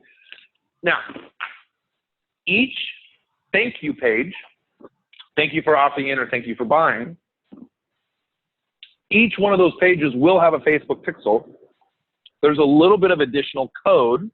Facebook has very easy instructions on this. Facebook has a little additional code to where it will clarify this is a lead or this is a sale. So on your thank you lead page, you have to have the lead code. And again, this is explained in if you go to Facebook help, how to install pixel code, it'll show her how to exactly walk through it. Okay. And you have some talk in the Smag Genius about this? Yes. Yep. Now, the new pixel I have to update because it hasn't been rolled out to everybody yet. So I usually don't make updates in the program until it's rolled out to everybody because then it gets really confusing. Yeah. But I didn't realize until probably about a year and a half ago, this is crazy ridiculous, especially teaching this stuff makes it almost impossible. We are noticing that people's ad accounts were different depending on their experience level, meaning if I've been running an ad account for 3 years, it could look differently than if you just opened one up 3 months ago because Facebook's always testing user interfaces. So what would happen is I'd be teaching somebody, I'm like, oh, the button's over here. Oh, it's different from your screen than it is mine. Oh, hang on. So there's multiple different versions running, and we always update the product once it's what they call general release, once they roll it out to everybody. Okay. So we'll get that updated, but Facebook makes some great changes around it. All right, cool. I think I got tons of homework here. Last question, though, is when I get stuck on something, what do I do? Who do I call? Who do I for support? So a couple of different things. Great question. So obviously we have this call here. We also have the Insiders Club for Social Media Ad Genius. inside the membership area of Social Media Ad Genius, there's a forum where you can ask your questions in there as well. Okay. And those people, I get all the help I want anytime. I mean, Yep. all right, cool. And yeah, I got plenty to work with till I talk to you again in a month. Sounds great. Thank you very much, my man. Very Absolutely. helpful. Absolutely. You have a great night, sir. All right. Let's go. Great session. Have a good one. Thank you very much. Thank you. Awesome. It's crazy. Yep. All right. So Craig, we got Lee, took care of Peggy and Jeff. So we have Lee, Dan, John, Peggy, Michelle. Any questions or any other thoughts? Does anybody else want to jump out here and talk about the amazing interwebs? If we do, it's great. If we don't, then I'm going to put this food in my mouth that I have been staring at for 20 minutes. You're welcome, John. Thank you. Thank you, Peggy. Thank you, Peggy and John. Appreciate it. All right. Anybody else? Lee, Dan, John, Peggy, I guess Michelle? Anyone? Last call? Okay. It is right at 8 o'clock. It is officially 3 hours on in. I'm good. No, I'm good. Great. Well, again, thanks everybody for being here. And please, I always mention this. If you learned anything valuable tonight, tell those guys over at Todd Brown's group, man, I really like working with Kurt. Plus, I like it for my ego. It helps me out just a little bit. The other thing, though, is if you have any comments or feedback, whether, hey, Kurt was just an asshole to me, or, hey, I really like this, like, tell those guys as well, too. So we have feedback. We just want to make this the best training program as possible. I mean, at the end of the day, is I know my content can work. Don't know until it's tested, obviously. But many of the strategies do work as long as we implement them. So as a coach and someone that can help lead you to really fulfill your dreams and your products, I want to make sure that I answer all your questions. And we're doing it in a way that's conducive for your learning to really grow your business. It's all about momentum. So other than that, everyone, thank you so much for sticking on the call. Thanks so much for hanging out with me. And thanks for listening to me for 3 hours. I appreciate every single one of you. Thanks, everybody. You guys all have a great night. Thank you.